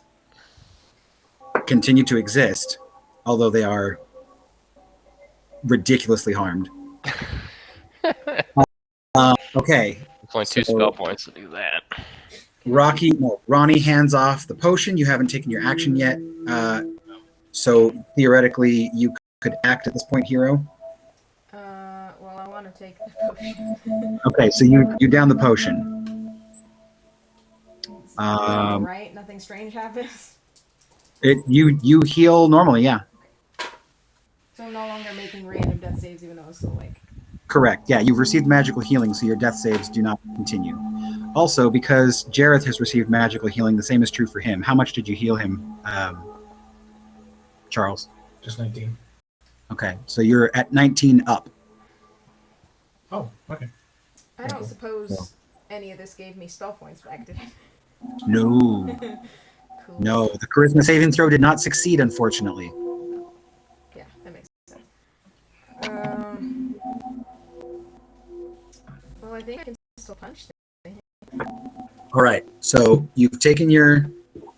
Right now, I mean, you would have to move in order to get there, but the closest thing right now is the Vale Spectre. I know. I figured.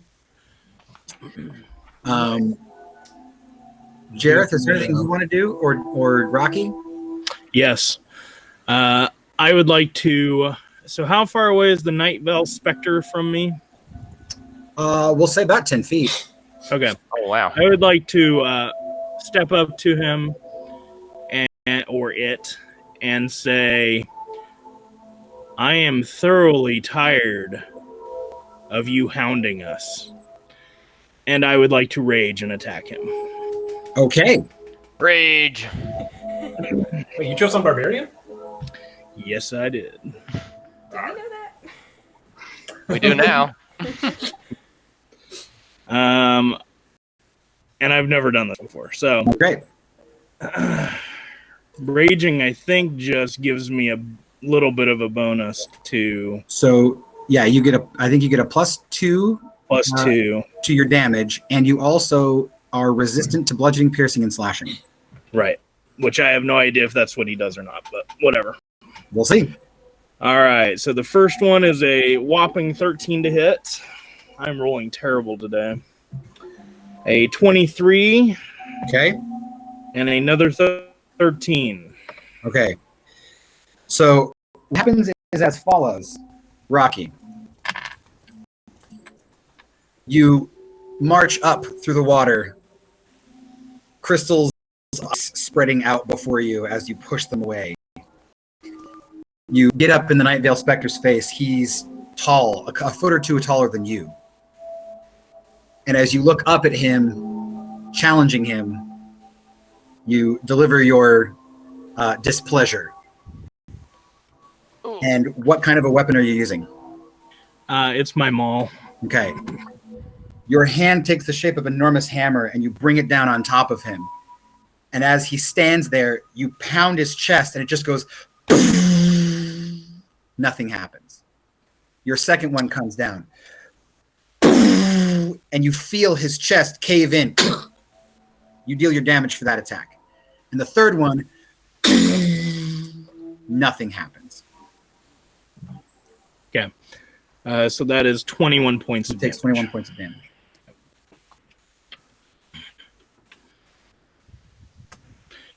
And that's all I can do. No, I'm an action surge and do it again. Yes.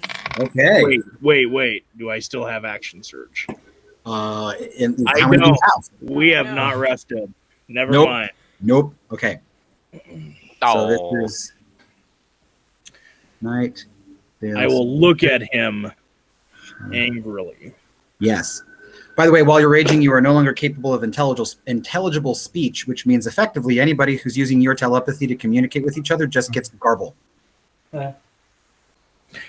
I mean, Rocky's barely capable of it in any case, so... It's like the Tasmanian devil. That was the hero's turn. Bad guy turn. We can take this. Give us your worst. Another Probably majority of the remainder of those who are on fire extinguish themselves. There are still some off in the distance, scattered among the group, who continue to writhe in pain and agony, screaming. The screams are slowly fading, though, whether because they die or because they extinguish the flames. You notice that those who have survived, few though they may be, are perhaps, if it were possible, angrier than they were previously.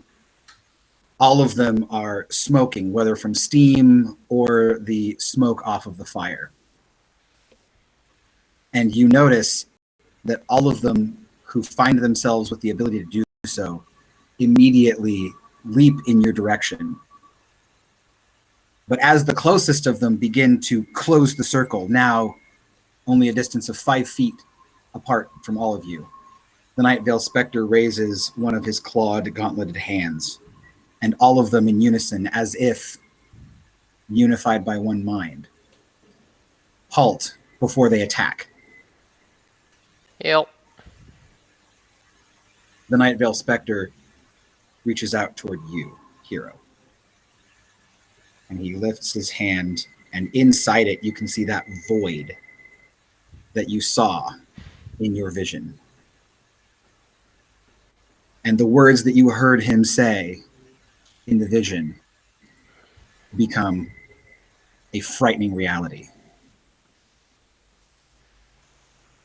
I'm going to find them. Your soul is mine. Yeah, not quite. By the way, that was an awesome movie. I don't care what movie it is.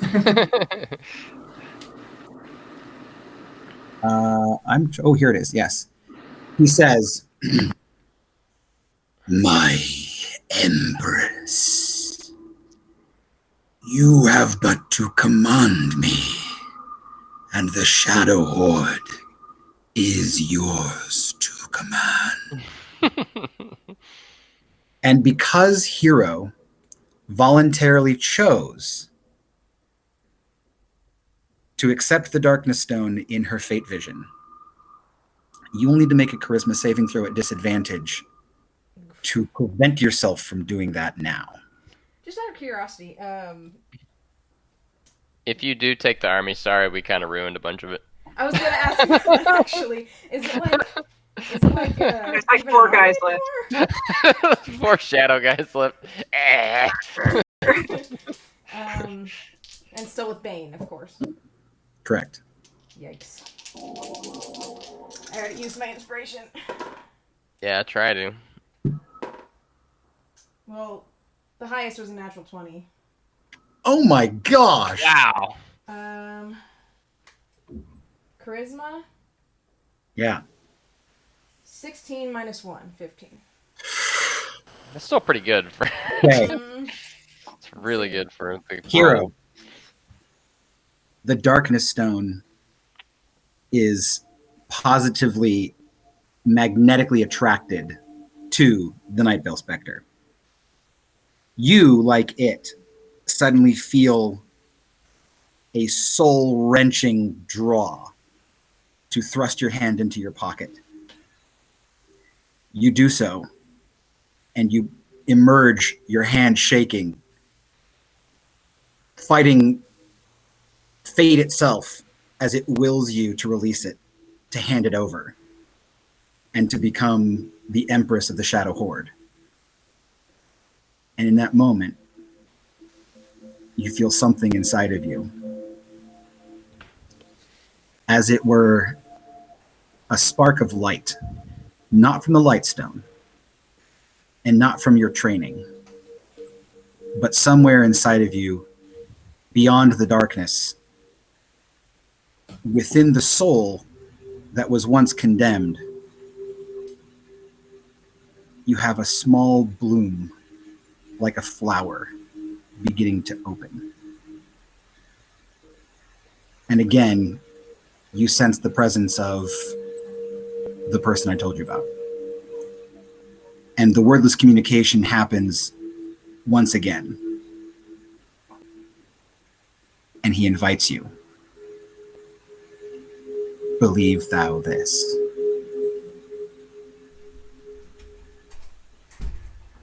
The cat wants in. Yes. So does the hero. The light also wants in. It like Let the darkness in. That's just I mean, a the door. Black Please, cat, it's so I mean, open. yeah. Darkness, something. Go ahead and make your charisma check. Charisma check. Disadvantage, anything? No, this is straight up. Natural 20. Wow. Wow. Thank you, Percy.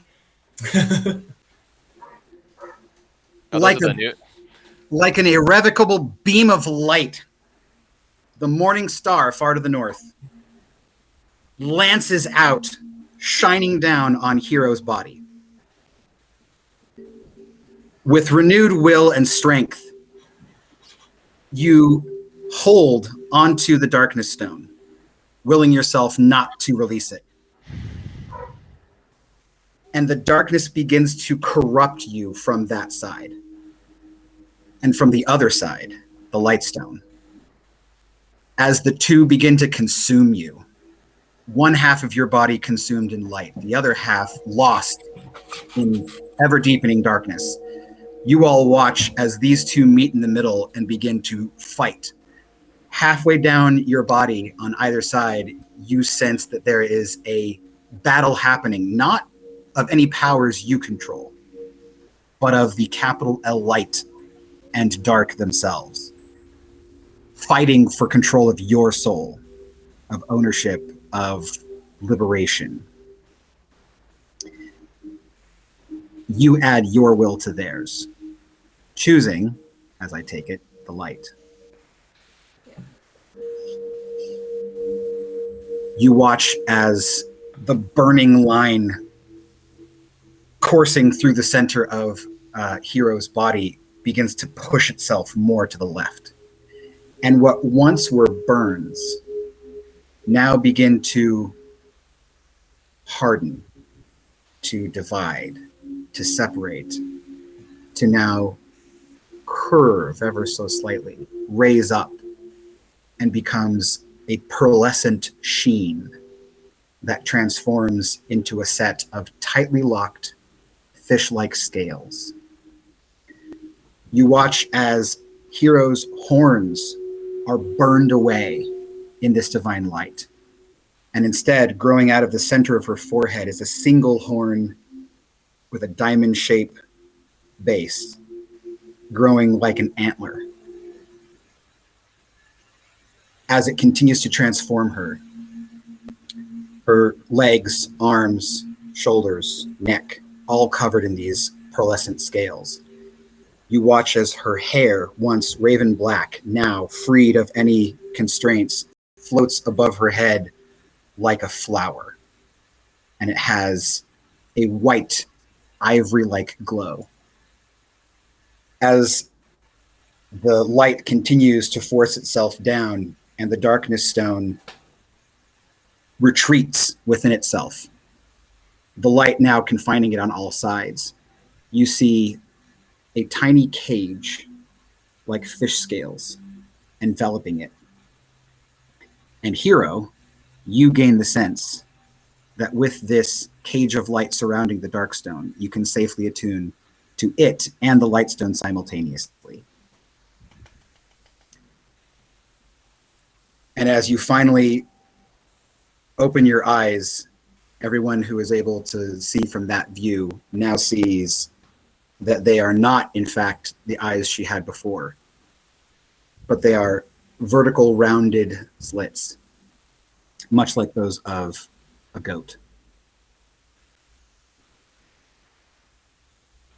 Your ears also take sort of a leaf sort of quality, like a goat's. Your tail loses its former shape and instead looks more like that of an ox, with sort of a heavy trail of hair. And with that, I will go ahead and show all of you Hero's new form. Ooh.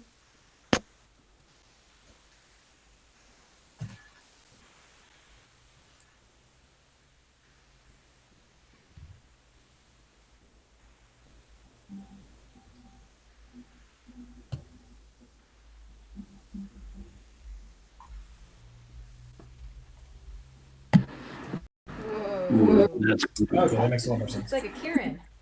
Yes, in fact, very much like a Kieran. Sweet. And I will show you this view as well.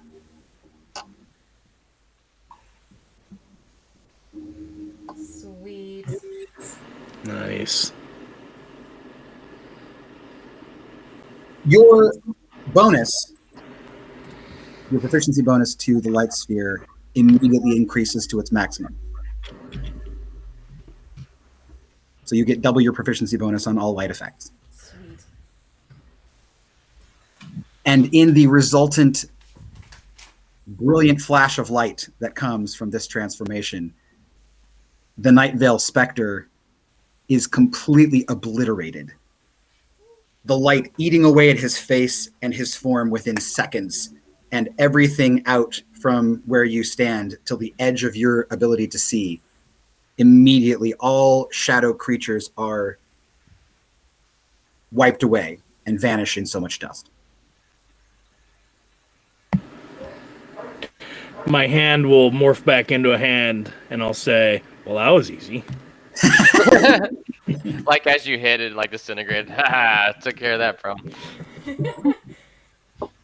Am I still deaf? No. Oh, that's good. In fact, all curses that were previously upon you have been removed. Sweet. The shaft of light that comes from the morning star shuts off. And you are once again left in the crater of a burning forest. And frozen, part of it. Part of it frozen.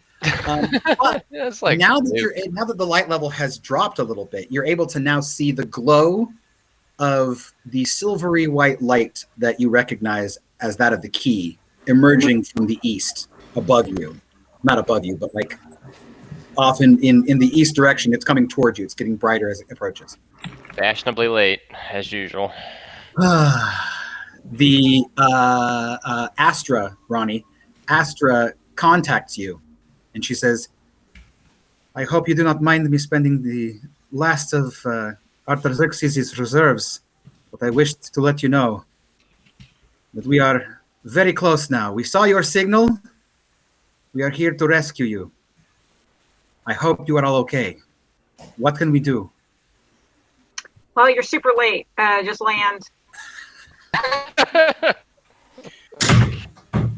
Could have used you like 10 minutes ago. We cleared a spot for you.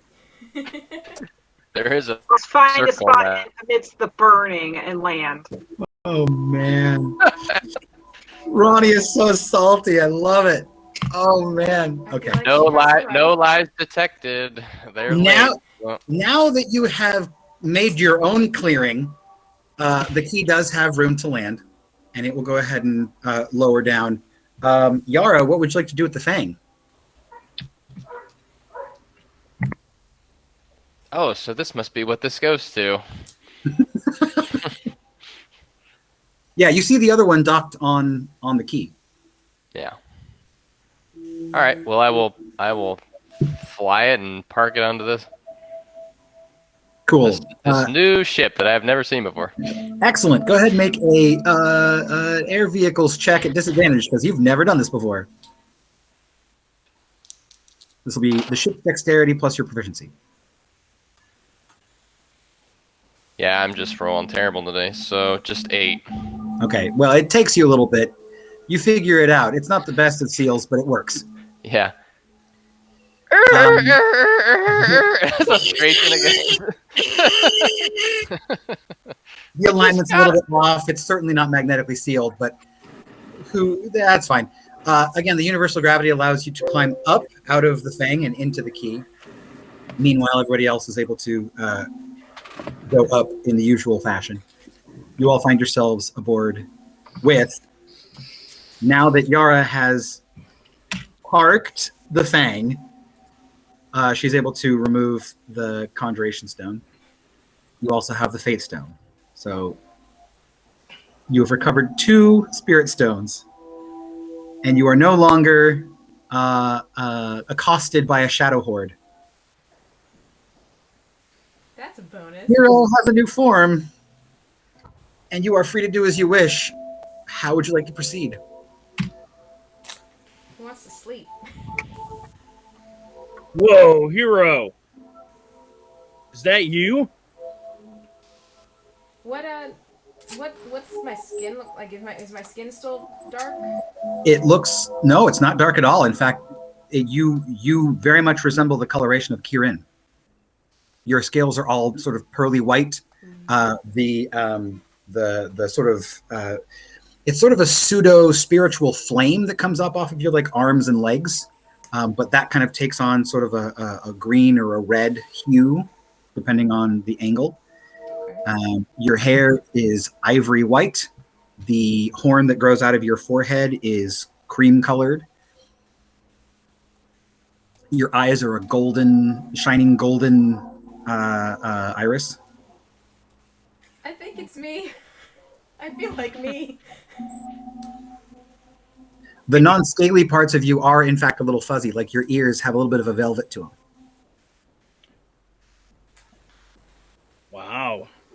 Does it look Was bad? Ronnie able to hear anything that the night guy said to her, or did he talk, or was it like just to her? I mean, all you deaf people didn't hear anything. Yeah. Those of you who could hear were able to hear what the Night Vale Spectre said, although his mouth didn't move. Can you still punch things? Like real good? How does Rocky look? Does he look like he's hurt? I mean, he's taken some damage, but he doesn't look that bad. I'm gonna give Rocky a punch. Okay. Do you put anything else into it, or you just punch him? Since I guess technically it would be pointless if I didn't. I'm going to put a glow on him. Okay. So you punch him and you light him up. Yeah. Go ahead and make your attack roll.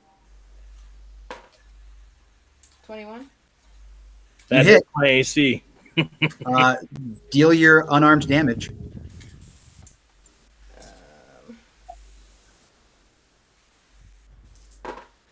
Where were these rolls before? Oh no. 13 points of just regular bludgeoning is fine. Bludgeoning, yeah. Am I still raging? Sure. Well, no. Okay.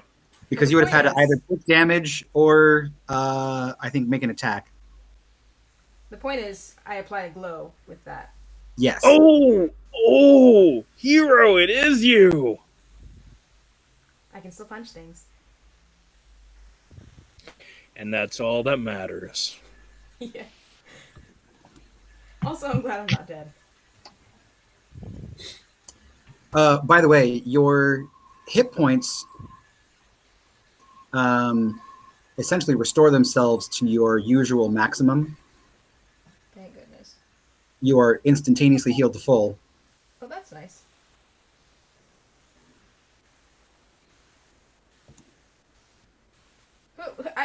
I didn't mean that thing about sleep. We should just, Keep going? keep going and, feeling good.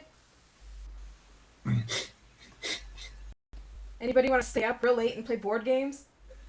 I still can't hear what you're saying. I don't understand what's happening. I can't fix that. Would a restore work on Ronnie? I'll telepathically say, hero has a new look. I can see that. I can still see. Oh, well then what's your problem? I don't know what's going on. Are we leaving? Can we leave? I hate it here. Yes, we're leaving. I'm going to yell at Yara and fill her in on everything she missed out on. Cool. So as you guys are leaving, Ronnie will give Yara the very loud lowdown. Which direction would you like to go? Oh, right. Where were we going next? I'm actually yelling, sorry. Where were I'm also probably confused because everybody's like, what do we do, Captain? And I'm like, what are you talking about? Yeah, exactly. No, you're the captain.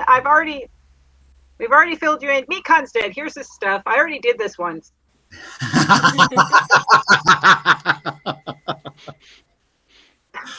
Oh, man. He's what? What happened? His own stupidity. Here. You're much more competent. I don't know that we decided on the stone after the Fate stone. That was the big one we wanted to focus on. So I thought, or I was under the impression that we were going to go to Usoria and we were going to go guilt Sirius into teleporting us around the world. Right. Guilt him into doing it. Have to stick Oh, with I suppose I'll hand over the Conjuration Stone to Bran because I know he's been after that. At least I think I might know. I'm still sitting in there. Yeah. Oh, yeah, you can't see anything. Yeah.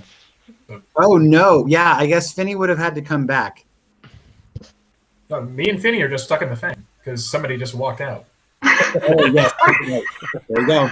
Is that episode of Family Guy where Peter goes blind and he just sits in the restaurant for 30 minutes until Lois comes back to get him because she didn't walk out with her?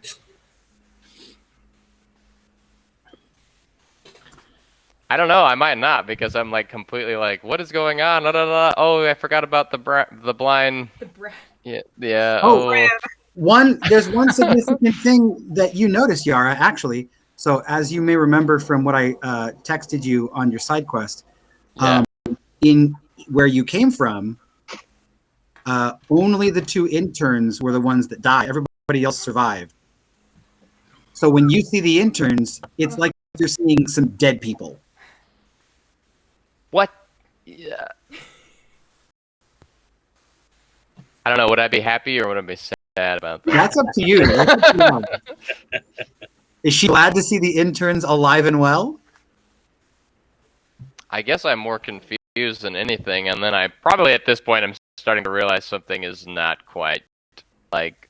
While I think that these are the ones that I'm after, something is not quite. So yeah, I just probably like getting it up to.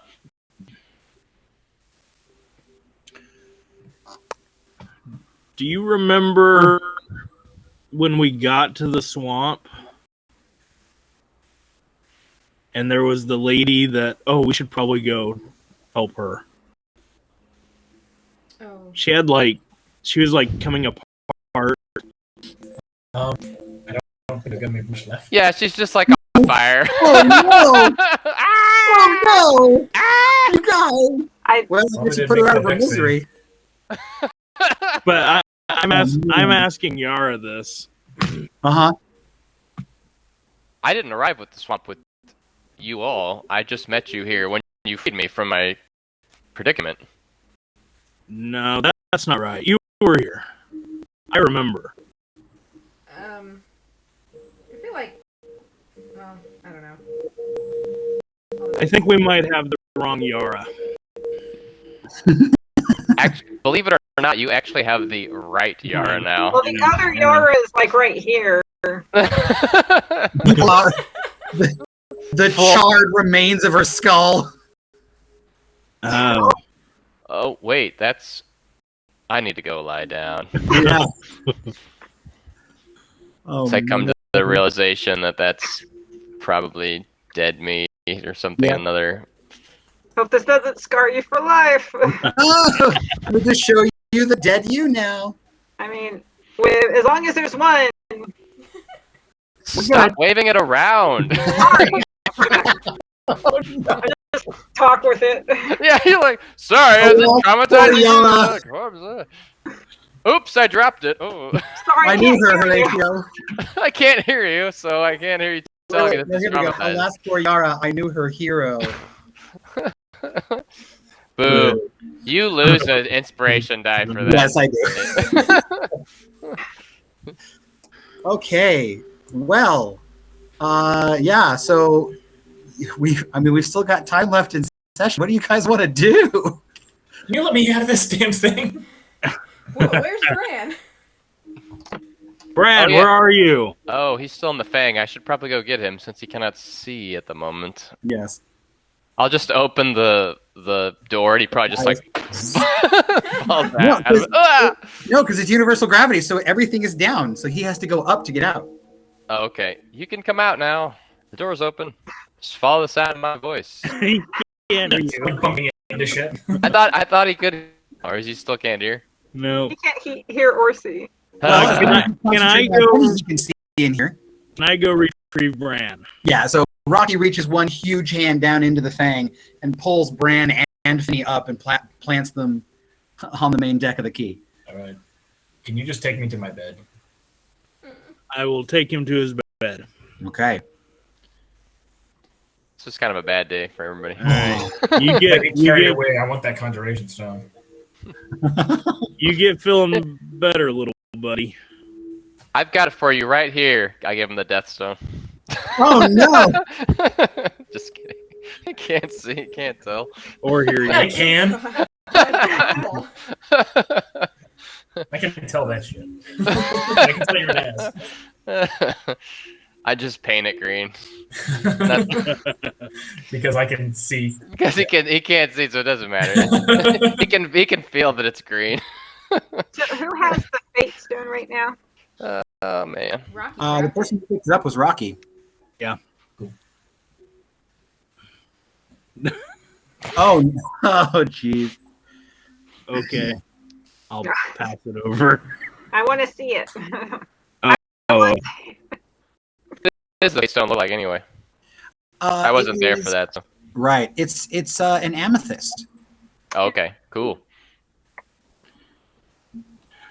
I Um, put it in Everyone a just knows space. what Let an me get amethyst it. is. Amethyst is purple. Yeah, I played, Diablo back in the day. I know what an amethyst looks Okay.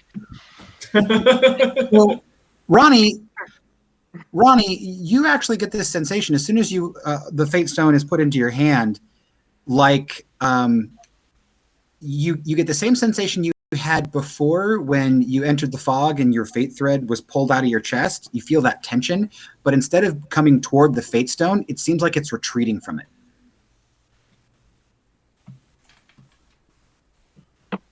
How do you mean? Like the Like- tension is retreating from the stone? I don't know. It feels like the tension is moving away from the fate stone. It feels wrong to have it in your hand. I don't like it.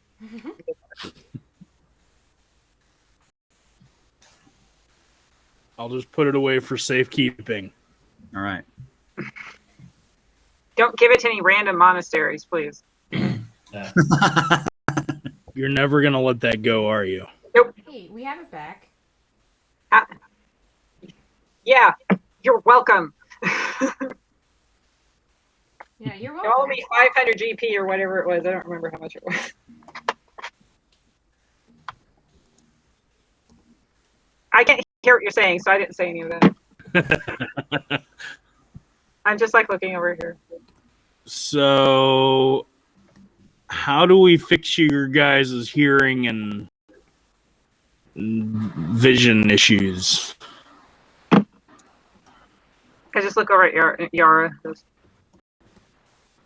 Yara, do you have anything you can do to help them? Or I try to do a restore on Ronnie to see if that works. Apparently it doesn't work on Bran, but of the nature of the affliction. I mean, I guess it's a curse. We know that now, right? Yeah. Do I know anything about lifting curses? It'd probably be just an Arcana check, or yeah. So this would definitely be an Arcana deck, because you have magical training and you understand how spheres work in general. Like you've taken Fate 101, that's a thing.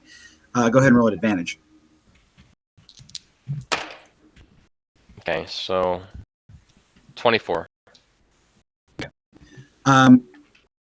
What you know on a general level is that curses can be very powerful things. You know that there are a variety of them, and Yara would be able to remember the education she got, which would basically come down to you player understanding that curses work a lot like resurrecting somebody from the dead, where even though there is a spell that allows you to overcome it, even if you were to use the appropriate spell at the appropriate spell level with points and so forth, you would still have a chance that might fail. And every time you attempt to remove a curse from somebody, the DC to remove any curse from that person increases. So while it is theoretically possible, you would need to find the right spell to do it, and then you would also need to make sure that the attempt succeeded. Now, there are things that you can do to increase the likelihood of success, just like with a resurrection spell. Other people can increase the likelihood of success by passing a skill challenge, essentially. Now, the way that it takes a little bit of a different form with curses than it does with resurrection. While the skill challenges usually happen right there at the side of the person's bed or whatnot, with resurrection. When it comes to curses, those skill challenges are usually preparatory. It's about preparing the space, acquiring the right kinds of materials. It's about the process. It's about the intention of the people involved how much they are focusing their will on the breaking of this curse. So, for example, this follows a very sort of fairy tale kind of scenario, right? You have to get like the wool from a black sheep that has to be shorn from it under a full moon by the seventh son of a seventh son, something along those lines, a very difficult kind of component. And then you would make your skill check, of course, and that would be contributing to the success of removing the curse. As to what exactly that kind of thing might be in this case, Yara probably couldn't know. She would have to do some experimentation with the Fate Stone to understand it, or maybe hand it off to somebody else who knows more about it than she does, or possibly like ask the Divination Stone. But that might, of course, have the usual consequences. Okay. Yara doesn't know what the usual consequences are. Not this one, anyway. Yeah, so nor do I know about the Divination Stone at the moment. I believe that the curses can be lifted, but it's going to take some research and time to determine the nature of the curse and how it can be undone. They're usually very complicated affairs, requiring very specific and not easily procured components. And to clarify, the spell that you need, whatever it happens to be, can be cast without those components. They just increase the likelihood of its success. I just look at Yara talking, and then I just look back over at Rocky. She says it's going to be pretty tough. Shit. Now, my expertise with the Dominion domain counter magic is kind of my thing. So while I may not know how to undo curses, I should have at least some bags of tricks to unweave. In fact, based on your talents with the Dominion domain, you would know that this essentially boils down to a very powerful dispel. A very specific kind of dispel, it sounds like. Yep. Okay. So that gives me a leg up, hopefully. So you know, for example, that at bare minimum, you would need to augment it to automatically dispel active magical effects with spell level or spell point cost equal to or lower than your proficiency bonus. That would have to be cast by somebody who has a proficiency bonus high enough to counter this effect.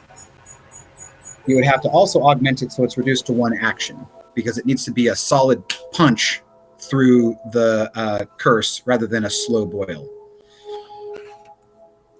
So at the very least, it's going to require 2 spell points and a very high-level caster. Well, I suppose I could attempt to break it right now. You're welcome to try. To just see how that goes. That'll give me some more information. Right, exactly. Is there any way another caster can help? That would boil down to the kind of thing I was talking about earlier, where it was it's a skill challenge, but preparatory rather than in the moment. What were you going to say, Jareth? Would some soft, light music perhaps center you? I really don't know if I can see it doing much harm, I suppose. Okay, well, as you're preparing, I will just sit in the background and gently play my mandolin. Very light and encouraging and warm sounding tune to give you a D12 inspiration die. Oh, nice. Alright, well, Bran seems to be the one who's worse off at the moment, so I'm going to attempt to do the dispel. Okay. And break the curse on Bran. All right. Do you want me to be an interpreter for you? If it comes to that, I'm going to try to break the spell. I'm not certain if I'll need Bran to do anything. But if I do, you'll have to tell him. Like, do you need me to warn him or anything, or...? No, Yara just comes in and starts putting her hands all over Bran's face. It's fine. Don't worry about it. Friends do this. Ah! You can tell him that we're going to attempt to break the curse, but that I don't know if we'll have much success considering the complexity and the I imagine he'll power act of the like magic.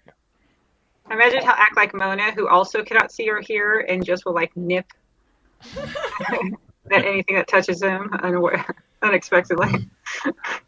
Hey, Bran. Yara's gonna try and do dispel. To dispel. Oh, actually, that might work. What spell? There's a Dispel. Wow. You know, the one we need. Okay. Well, Yara, I actually read a book about using. It was called "When Healing Isn't Enough," and basically you use other things besides medicine to cure ills. I don't know if that would maybe help a little bit. I would like to give. Can I explain to him what I've learned from my reading to give him the bonus? It doesn't quite work like that. Okay. I mean, if you gave Yara the Reader's Digest version, she might get an idea of whether or not that would be helpful, but it wouldn't pass the bonus on to her. She'd have to spend the usual hour getting the information herself. Okay. I'm guessing I can't help her heal me. Not quite, no. Help me, help me. Help me, help you, help me. Exactly. All right. Well, I'll just lay back and enjoy Okay. this. So, Just relax. You won't feel a thing. I'm going to read the rules for the Resurrection Challenge, replacing the appropriate parts because it's more or less the same thing. If a character is cursed and a return to not being cursed is attempted by a spell or spell effect with longer than one action casting time, a Resurrection Challenge is initiated. In this case, it does need to be one action. Okay. Up to 3 members of the adventuring party can offer to contribute to the ritual via skill checks. The DM asks them each to make a skill check based on their form of contribution, with the DC of the check adjusting to how helpful or impactful the DM feels the contribution would be. As I said previously, this would be the same thing, but it would be preparatory, so it would take some time. It would not be used at the time of casting. For example, praying to the god of devout, fallen character might require intelligence check, yada, yada, yada. The resurrection check itself. So after all contributions are completed, the DM then rolls a single final resurrection success check with no modifier. The base DC for the final breaking of the curse check is 10, increasing by 1 for each previous successful resurrection the character has undergone, breaking of curse. For each successful contribution skill check, the DC is increased by 3, whereas a failed contribution skill check increases the DC by 1. Upon a successful breaking of the curse, the player is no longer cursed, basically. Okay. So, yes. So, you will not be receiving any additional contributions. You are just going to be casting it at the base DC to see if it works. So the first thing you're going to have to do is cast a spell with a high enough level that can potentially break this curse. If the curse is not broken, you can conclude that either A, you are not high enough level spellcaster, B, that you were high enough level spellcaster, but it was higher than your level and you failed your roll given to you by Dispel, or C, that you were a high enough level spellcaster, your roll would have succeeded, but the curse itself wasn't broken because it was tenacious enough to basically, I didn't roll high enough on my breaking of the curse roll. Okay. So, how does Yara, what does it look like for Yara to attempt to break a curse? So probably very systematic. So I know that we're dealing with the curse here, but I don't know the general nature of it other than it's somehow tied to the Fate Stone. So perhaps I try to undo Fate by manipulating, let's see.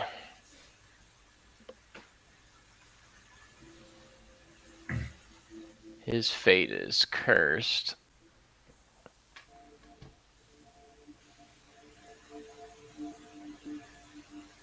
So maybe I try to do something like swap the curse onto an object or something. Okay. I know the intern. I try to make it so the curse is targeted and perhaps imbued into an object and transferred out of him, Okay. and use that as a method to spell. I try to move the fate to something else. Sure. I think that's a fair approach. So you're trying to transfer it rather than break it entirely. I'll give you advantage on your spellcasting ability check. Okay. For the ingenious use of Fate Stone-ness. So you would need your Fate Stone, and you would probably need to be attuned to it in order for that to work. Which will take some time, but I will set that up.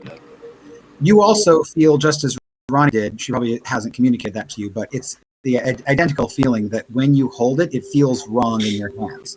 That doesn't stop you from attuning to it. It just doesn't feel right. Like it's not like it doesn't belong to you. You attune. What object and/or person are you wanting to transfer the curse to, or attempt to transfer the curse to? I mean, I don't find it ethical to transfer the curse into a person, even though I think that would be a more effective way to get the curse off of Bran. Okay. A like target. So we're just going to attempt to put it into an object. Does Yara consider goblins people? Yes. Ronnie is such a horrible person. She is. I mean, if we had a goldfish or something, I probably wouldn't feel bad about that, but we don't. I mean, we had a bunch of snakes earlier. Even if you had a goldfish or a snake, Yara would know enough to know that it, like fate would demand an equivalent exchange, so to speak. So the idea that you're moving on to an object probably is not going to be worth the same thing. That might increase the DC a little bit. You still have advantage, but you're not using a like cursed object or cursed target. Yeah, but so I'm not make cursing another person. I'm not moving it to another person. So we're going to attempt to put it into an object. So it's going to raise the DC a little bit because you're using an object, not a person, but it is still possible. Okay, so what object would you like to attempt to transfer curse onto? Rocky, did you make a nice cake or something earlier today? Because we're going to offer a cake or something. I have a wonderful souffle. Okay. That the twins made. Yes. Oh yeah, they're supposed to make us chili. There should be chili. Nobody should probably eat this. Nobody should probably eat this once I get done if it works. Don't transfer the curse to the chili. Don't transfer the curse. It has to be an equal sacrifice. If we really want that chili, it'll make it more likely to succeed. Okay. So you're gonna move the curse onto a souffle. Okay. All right. How does Yara set up her ritual? So we'll probably set up like some sort of binding circle. So I'll make arcane markings on the room that we're doing the ritual in, and then I'll put Bran in the middle of one and the transverse object in the other. Okay. And we'll say that you connect the two circles with lines of runes and names of strangers in the strange language and so forth, the ones that, of course, those who practice magic academically have access to, not all the ones that Bran might know. You set up your circle. You place the souffle in the smaller one and Bran in the larger one. And you begin your incantation. With 2 spell points, you are able to make your check. So, you know that you would automatically dispel active magical effects with a spell level or spell point cost equal to or lower than your proficiency bonus. What is your proficiency bonus? 5. You sense that the curse that is currently afflicting Bran is stronger than would be automatically dispelled. Okay. You still have an opportunity. You make a spellcasting ability check. The DC equals 10 plus the spell's level or 10 plus the number of spell points included. So, theoretically, it's greater than 5, so it must be a 16 or higher that you'll need to beat. So go ahead and roll at advantage because you're transferring, not breaking this curse. Doesn't he also This have is a D12 inspiration from Jared? He does. What can he apply that D12 inspiration to? I don't Let me know. double check. I think is this is an Arcana check or what? This is a spellcasting ability check. Ooh. I don't know if didn't I think can about add that or not. Yeah, hang on, I'm looking it up. Might depend on Jarek's subclass.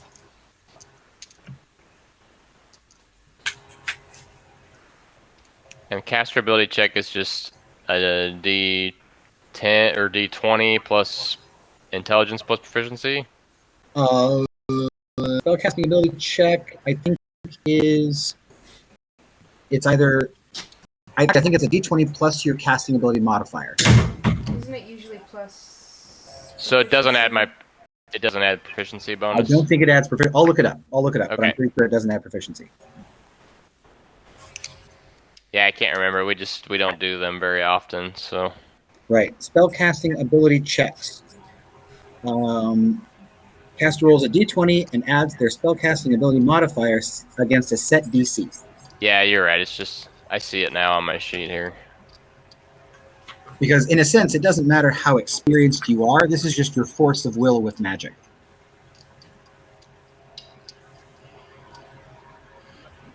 Is there some way that the rest of us can help him? So Bardic Inspiration says you can use the die for one ability check, attack roll, or saving throw. And It is a spellcasting ability. Right, and then okay. Yeah, it is a spellcasting ability check. So yes, I qualify. All right. So to answer your question, Dave, yes, there is. But again, that would be a preparatory thing, and you would have to research what was necessary and then make your ability check or make your skill check at the time that you perform that thing. If this doesn't work, I figure we can give it a crack on our journey to the next locale we're headed to. Because people can probably, like, research and contribute. I'm just seeing if I can break it here and now. Right. Okay, so we're going to see if you succeed on your spellcasting ability check. And if you do, then I will need to see whether or not the curse is lifted with my own roll.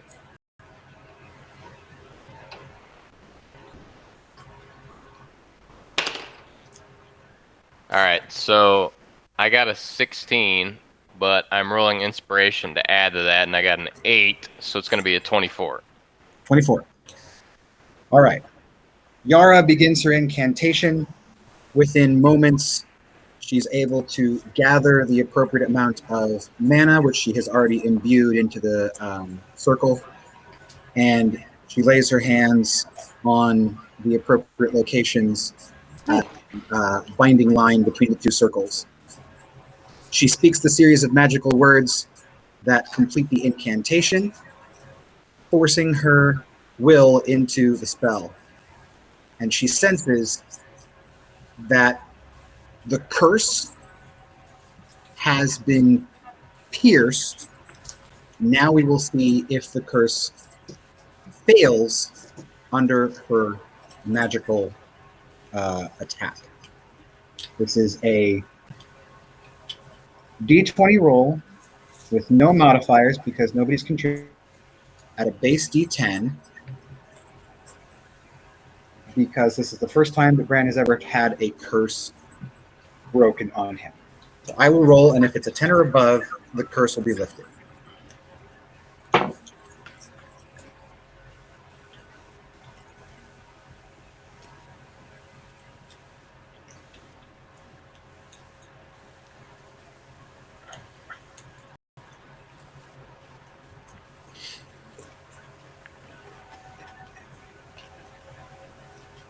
The silence and the fact you're taking a picture, I think we know what happened. Bran. Of course, Bran is actually just sitting there like, what? Are you guys still there? Is this thing? What's going on? Bran, you see and hear through the eyes of Finney. He watches Yara do all of her ritual. You sense the immediate moment when Yara's piercing magical spear thrusts through the outer barrier of this curse. And you sense the struggle that happens not inside of you per se, but sort of it's like your fate thread becomes taut all of a sudden, and it's now pulling, and you can sense what used to be a spear is now a hook, and it appears to be pulling at your fate thread, not trying to separate it or break it, but to extract it from the fate that it was bound to.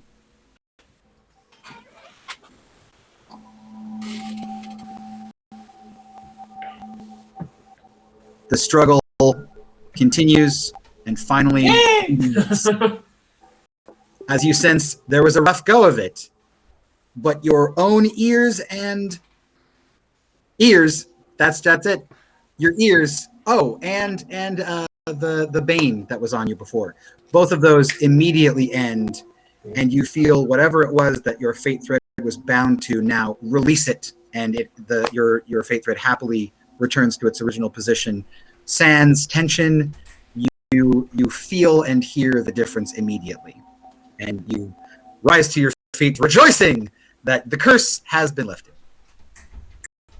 Damn, Yara. And now we can celebrate, Bran. We made you the souffle.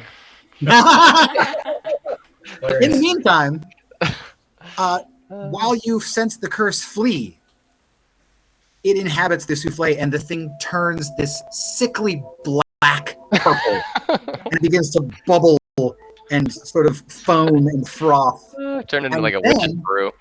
As the curse takes hold, it begins to morph and change the composition of this souffle. It now appears to be a much more fancy and actually quite tasty looking you sense that if you ate it, it would be delicious. It has essentially acted to preserve itself as well as possible by making it look as attractive and tasty as possible. You now have the first souffle. Congratulations. Hey, Ronnie, do you want a cursed souffle? I will put it in the bag of holding. Okay. Hey, we're going to use this curse souffle at some We point are. in the future. Look, And also, I would like to say, so what we've learned today is that Bran's hearing is equivalent to a souffle. a cursed souffle. Well, Hearing and eyesight. well, no, he doesn't have his eyesight Oh, yet. it was only one thing. Okay. I'm still blind. Yeah. So because that was a different action. Gotcha. Mole people ears, Borean ears are equivalent to souffle. That's what we learned. I think good for you guys. The DC was higher than it would have been, but with a 24 spellcasting ability check, that's pretty good. So I mean, that bardic inspiration helped quite a bit. Only so many people could have pulled that off, and Yara, you make it work. You make that souffle a good old-fashioned cursed souffle. Well done, you. Yara is so competent. So what I would like you to write down in your inventory, please, Ronnie, is cursed souffle. And I will give you the DC.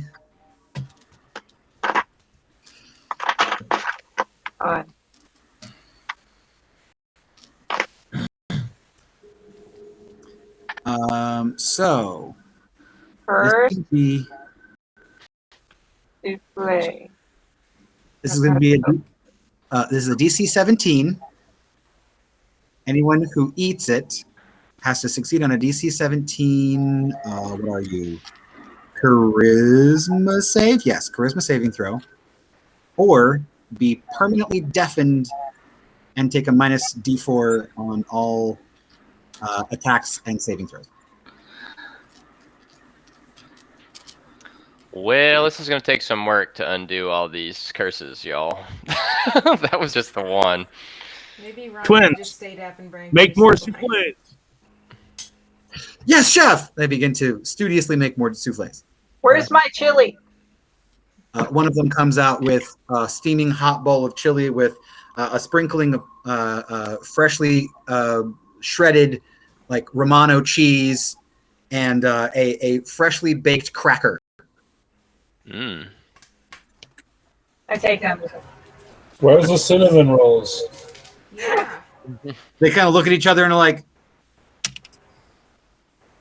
they're just now coming out of the oven. And then everybody in the ship starts arguing about whether you eat cinnamon rolls with chili or not. Right. No, that's a Uzorian thing. We do it up in these parts like this. You gotta eat chili. That's right. I hear that in the Siren Sea they put it on spaghetti. It starts arguing about it. Actually, you don't hear anything right now. Oh, Oh. Hey, can we take the key over to where that whatever that long-necked woman thing was called? I can't remember what she was called. The Visitor of the Voice. Ranger. Yes. Can we fly it over to her? I mean, you can, yeah. So, Ronnie, one more detail to put down on the cursed souffle. If the person who consumes it is any of the 4 extreme alignments, lawful good, chaotic good, lawful evil, or chaotic evil, they make the roll at disadvantage. Definitely yes. not gonna eat that. You take the key in the direction of the Marshes of Madness, or what used to be the Marshes of Madness. And it, takes some time, but you get there, no worries. Okay, I want to just hop out real quick and change my hand into an axe and cut her head off. Gross. What's your current alignment? Well, this isn't an evil thing. I'm just neutral. Chaotic neutral. Chaotic neutral. Well, it's certainly chaotic, that's for sure. she's already dead. You just gotta make sure she stays dead. That's true. No, That's The evil is just smart. Yeah, no, I need this. I need this. No, You need the head? Yes. that might be some evil. I mean, I got head. Rocky, go ahead and write down one notch toward evil. Okay. She cannot resist, so you continue to hack at her neck until you cut her head off. Okay. Inside of the neck, you see that there are several bundles of vocal cords, all traveling the entire length of her neck, and so obviously they're joining up near the chin, of varying sizes and types. And then of course there's an esophagus and a trachea. I mean, really, I just want the tongue. You want the tongue? Yes. I can't taste anything. I need a tongue. That's what you're doing this for? That's not Yeah. how that works, sweetie. Oh no! Oh no! Oh my gosh. Yeah. Write down a couple of notches toward evil. He's just like, he puts it in his rock mouth. Now I can taste everything. No, That's how it works, I'll right? figure it out. I'll figure something out. Okay. All right. Well, I seem to remember when we first started here we go. playing. Number one, I did something You to take you have an axe for a hand, and you're trying to harvest this from the head of a very large woman. I would like you to make a survival check to harvest this tongue. Okay. Survival? Yeah, and I'm going to say at disadvantage because an axe is not a great. It's not a skinning knife for sure. At disadvantage? At disadvantage. Yeah, that's a 5. Okay. You come away with a bunch of chopped up tongue. I don't think You this got is it gonna out. work. You got it out. Okay. I don't know if this is gonna work, but I'll see. Okay. Just How do we make this don't put stop? that in the chili. I mean, if I'm gonna be the cook, I need to be able to taste stuff. I explained to everybody defensively. As we're all just like, Watching in horror. Wait, what happened? What's going on? Oh, how far the mighty have fallen. It's Speak best for- if you not speak for see, one of us, Bran. not the rest of us. As you head back to the She's key not using it anymore. with your minced tongue, you do notice that the body of the body of the Sentinel of Peace. I'm going to say, let's see, how far did that wildfire go? 1,000 feet? Yeah. 1,000 feet. 1,000 feet. That's about what? A little over 3 football fields. Well, but also You would have gone further than that within 26 minutes, 27 minutes. Yeah. Still there. Lying still, though. She appears unconscious. I'd go down and check on her. Okay. Go ahead and make a medicine check. In fact, can I use my healing hands? Yes, you can. Asimar instead of a tiefling. Yes. I'll just try that. See if it helps her. It's 15 hit points as a touch action. Okay. So you lay your hands on this poor, unfortunate woman, and you cause her to regain a number of hit points equal to your level, which is 15. She lays still, her head to one side, her limbs limp. And as you press your celestial will into her, she glows for a moment, and you notice that the fate thread that was previously glowing and frayed was now hanging gray and limp against her chest. But as you infuse her with this healing energy, you see there's a and this sort of pulse of light reanimates and ignites the tattered fate threads, and they once again glow golden. And that light begins to spread across her body, and she looks up into your eyes, and you notice as your gazes meet, you sense this almost adoration, possibly almost a form of worship in her expression. That's me.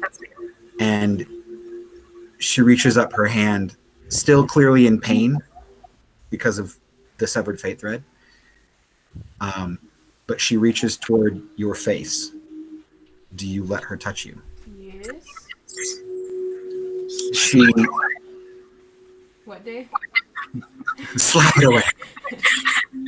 She makes contact with you, and you sense nothing but genuine gratitude, and she begins crying. I'm not that strong, but can I help her up and maybe try to? Yeah. Try to carry her. Well, I mean, make a strength check. That's gonna be Make this an athletics check. Athletics check. Yeah, that changes nothing. 8. Okay, cool. You try to lift her to her feet, and it seems like with the restored hit points, she's doing a lot better than she was before. You're able to put her arm around your shoulder and lift her physically up off the ground and help her to move. Cool. And she says, "Thank you. I am indebted to you. Whatever you require of me, I will do it." Don't you have maybe a home or a duty you're supposed to get back to? Oh, all of that ended when I lost my life. But I found it again. You are now my purpose. All right, we'll talk about that later. Why don't we get you some rest, and Okay. I'll take her back to the key. Okay. So Rocky returns with a handful of diced tongue, and Hero returns with a now living woman. And as if there could not be a more drastic contrast, you both return to the key with your prizes, and Hero lays the woman to rest on one of the spare beds. And that's where we're going to call tonight's game, because it's 10:23. So. Wow. Son of a motherless goat! Did you transfer all of your evil into Rocky, by the way? That Seems like how that went down. President exchange. Hero's been chaotic good this whole time. I don't know what evil you're talking about. The evil deep down inside. So I don't know if you recall, Jay. It has been quite some time. Yes. But very early in the campaign, I did something where I got a mark towards evil. Uh-huh. I think I killed someone just pretty brutally. So, do I now have 3 marks towards evil, and does that make me chaotic evil? I would say that you should probably consider yourself chaotic evil until you're able to balance that out somehow. Yeah. Yep. I mean, you are on a quest to fire off a world-ending weapon. I mean, is it chaotic evil, or is it just like... Don't Keep take it this the wrong practical? way, or is it just chaotic stupid because you don't know how... See, that's what I figured it would be, but... Well, look, there are people who are evil because they don't realize what it means to be good. It's true. That is true. I mean, you can't be fully evil. You didn't want to kill that child Harvey earlier. In the meantime, does anyone have any super glue? Oh, no! I think that's where we should call the stream. Let's stop recording there. Yeah. Hey, close that Good off. night. Thank you.